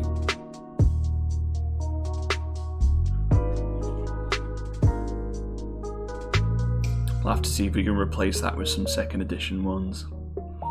Ian Creasy, just an idea concerning a web store. Have you ever thought of doing free postage over a certain spend? Yeah, it's actually something that I've been considering doing for a while. Watch this space. I think there's a few things I want to kind of try and change about with the web store over the next few weeks.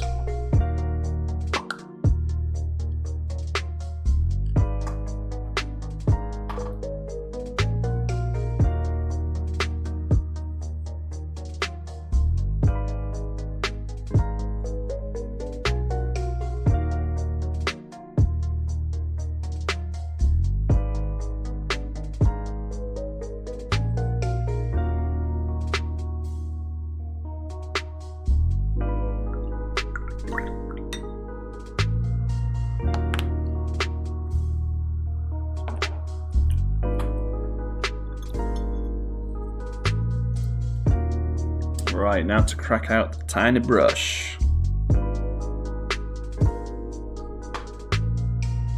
Because it's time to do the eyes.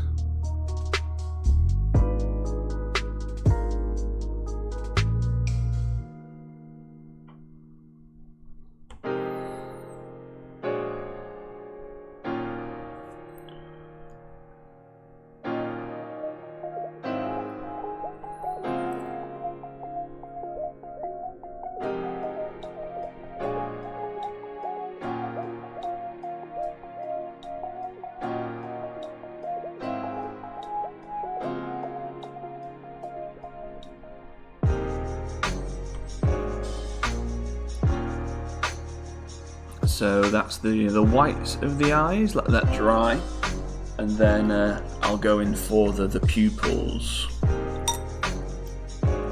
Now whilst that's done, I'm just going to do a bit of a dry brush onto the base. Now I'll try to go for like a sandy kind of wasteland base, which is a bit different. So I've been exclusively doing forest bases over the past past year or so.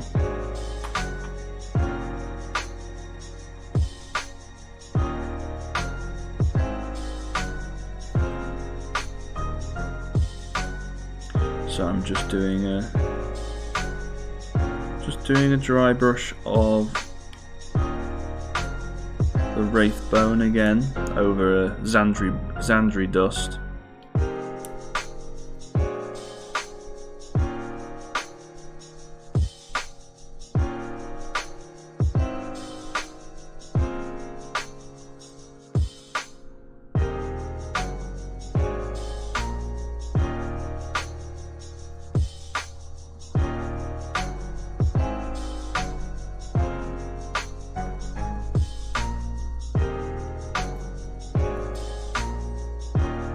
So like that, and then I'll be adding on little grass tufts and things, just keeping it simple.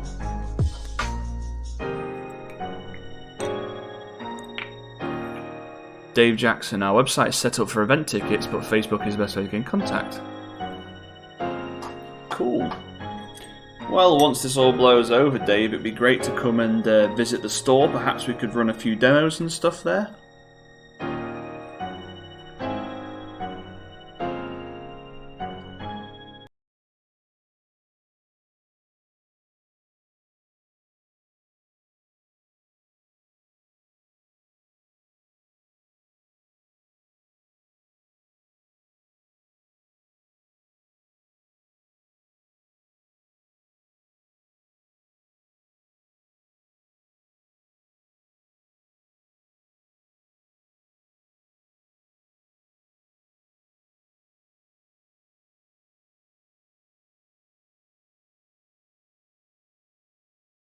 Thin, so you can really get fine point on it.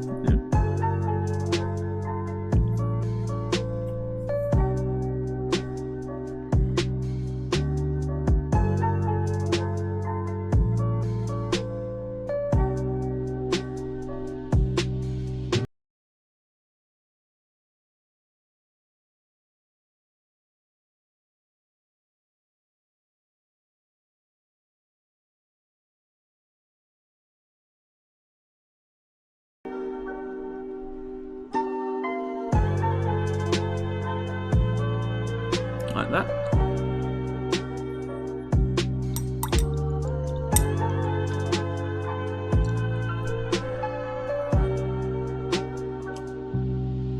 Ian says, I'll be glad when we have this virus under control. I'd love to have a second Ark World weekend to look forward to.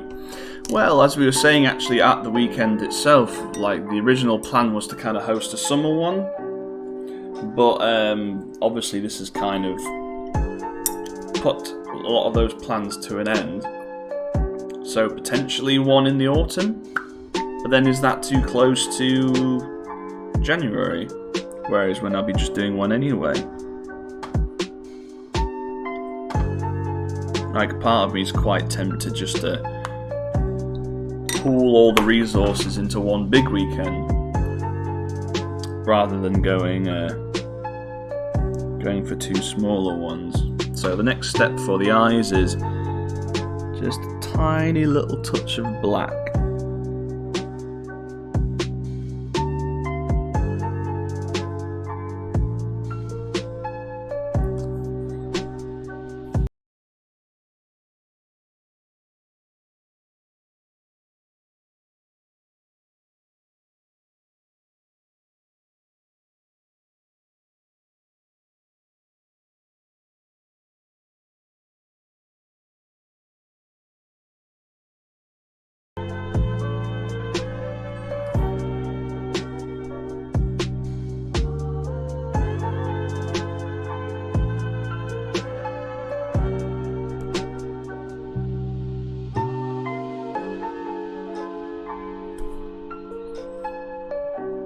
Like that.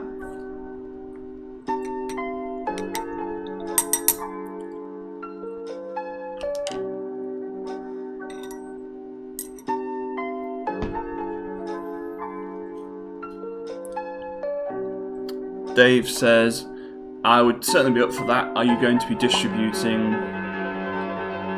your stuff through North Star again? I'll probably not. I think distributors are great, but they do swallow up a fair meaty chunk of any profit, so I think I would be kind of working with kind of chosen just like retailers and distributing it ourselves. But I'll do an announcement once everything's died down and we can all start talking about potentially getting Ark or 2nd edition into stores.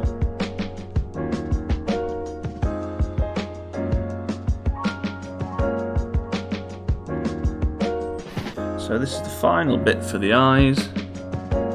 Just, you might not be able to see it on the webcam, but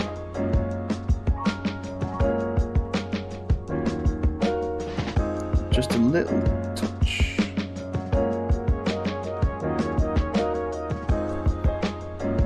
of reflection.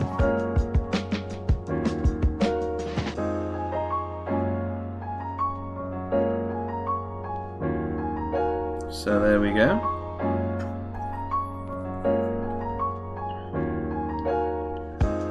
Now I would say he's pretty much done. Just add a little bit of flock to his base.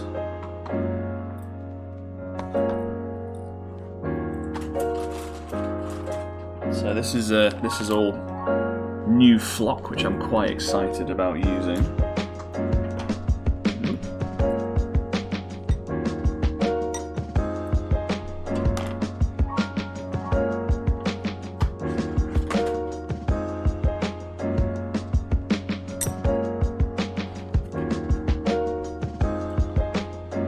Fred's looking forward to the next weekend, seeing as I missed the last one due to health issues. Yeah, definitely. I hope you can make it. We had a really fun weekend. David says, definitely an autumn one if possible, to celebrate coming out of lockdown.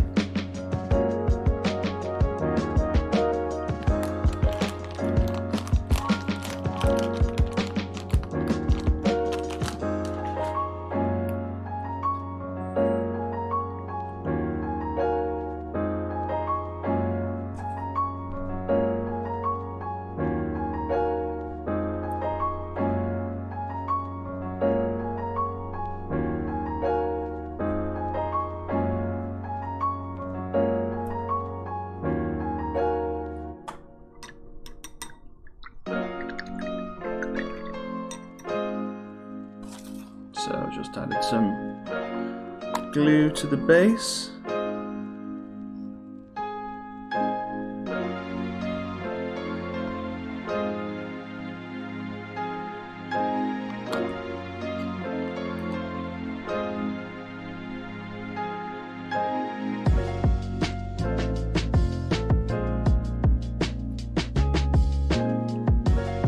This is quite interesting flock.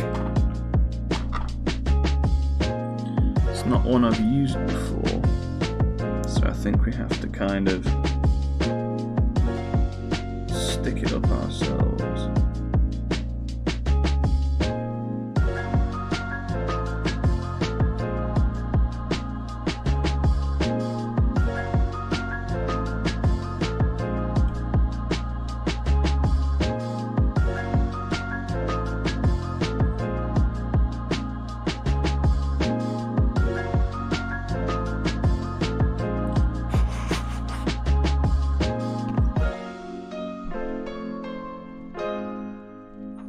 It's not looking too bad.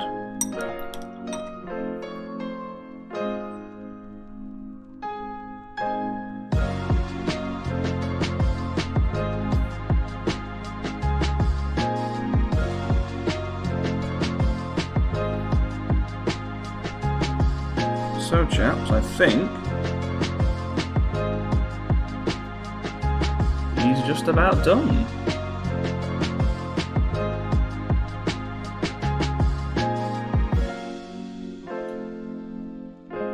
So the next step for me is to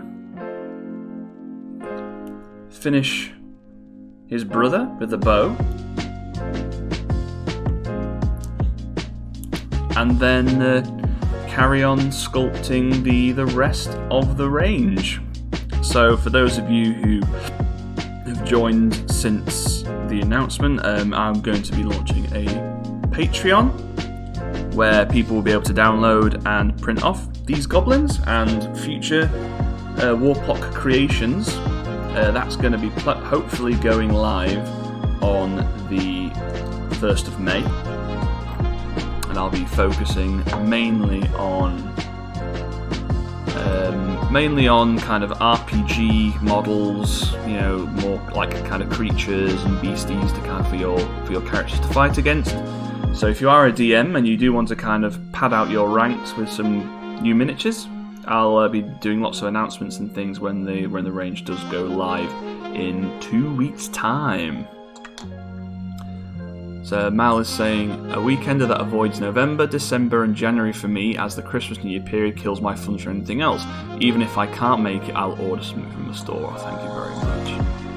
Well chaps, I think that's about it for this stream. So you kind of saw the Goblin from the digital file to the print to priming it and getting it painted. I'll be sure to send proper photographs. I mean, my webcam isn't the best, but I'll be sure to send some proper pictures once all of the goblins are up and about and I can start properly promoting the Patreon. So I'm probably going to log off at about 1:25. So if you do have any questions, please do let me know and I'll see if I can answer them. Thank you very much, Jacko and Mal. Jacko is asking, what are the plans for the rest of Non-Salute? Well, after this stream, I'm going to go have my lunch. Then I'll be posting up pictures of all the second edition models for you all to look at. I've been working really hard getting them all painted. So everything from the Kickstarter is now painted and presentable. Then I'll be working on the official, announcements for Digital Workshop and for the Hats On or Off Hustlers, which are these guys who are my next fantasy football team. And then I'll be doing an evening stream at 8 o'clock tonight, 8 p.m. UK time, where I'll be kind of just chilling out with you guys. I'll be probably doing some sculpting, doing some painting, doing some chatting, and showing off some of the models that I have been working on. Actually, that reminds me, I'm going to use this opportunity to put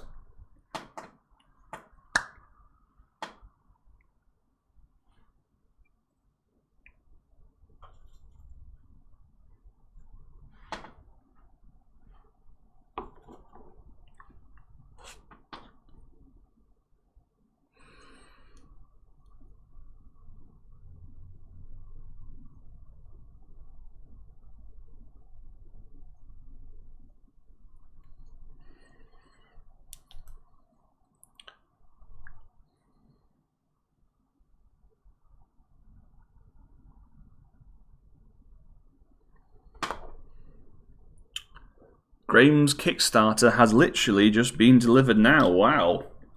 You're hearing it live, folks.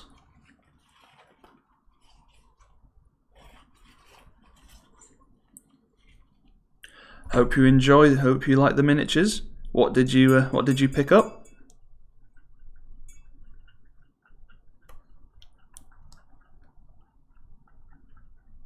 So there's just a bit of a brown wash, bit of Mornfang brown, just to kind of give that grass a bit of a churned up look. And I'll wait until that's dry, and then I'll be probably put like a white line down there or something, so it looks like he's stood on a football pitch.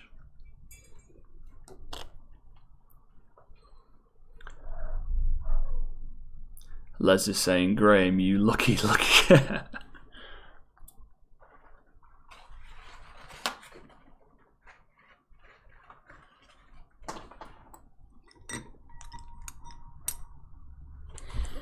Absolutely, and everyone congratulate Graham's Posty for battling through the elements to get him his Kickstarter models.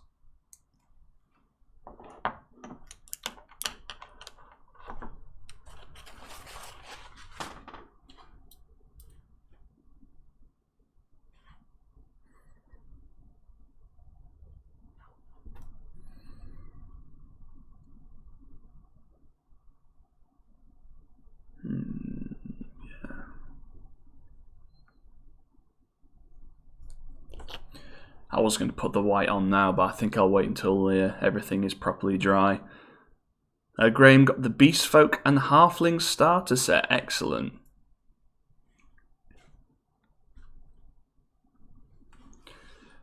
Jaznaz, what is the next race going to come to Arkworld? Well, to find that out, you will have to join us on the stream tonight at 8 PM, where I'll be announcing the next, or should I say the first expansion for Arkworld 2nd Edition, which will be the next 2 factions that I will be working on and what will be hitting Kickstarter. And I'm very, very excited because they are actually 2 of my favourite factions.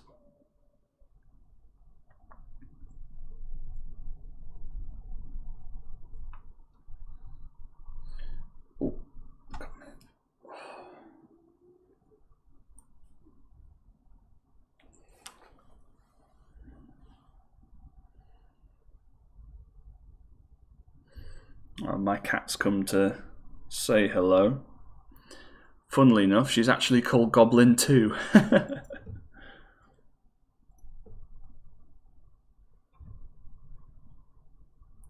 Right. Well, chaps, I think I'm going to end the stream here. Thank you all for joining me for the past almost 2.5 hours. I hope you learned a lot. If you do have any more questions, please leave a comment. And hopefully I'll be seeing you all tonight for some more Warplock goodness. Tatty bye, folks, and see you tonight.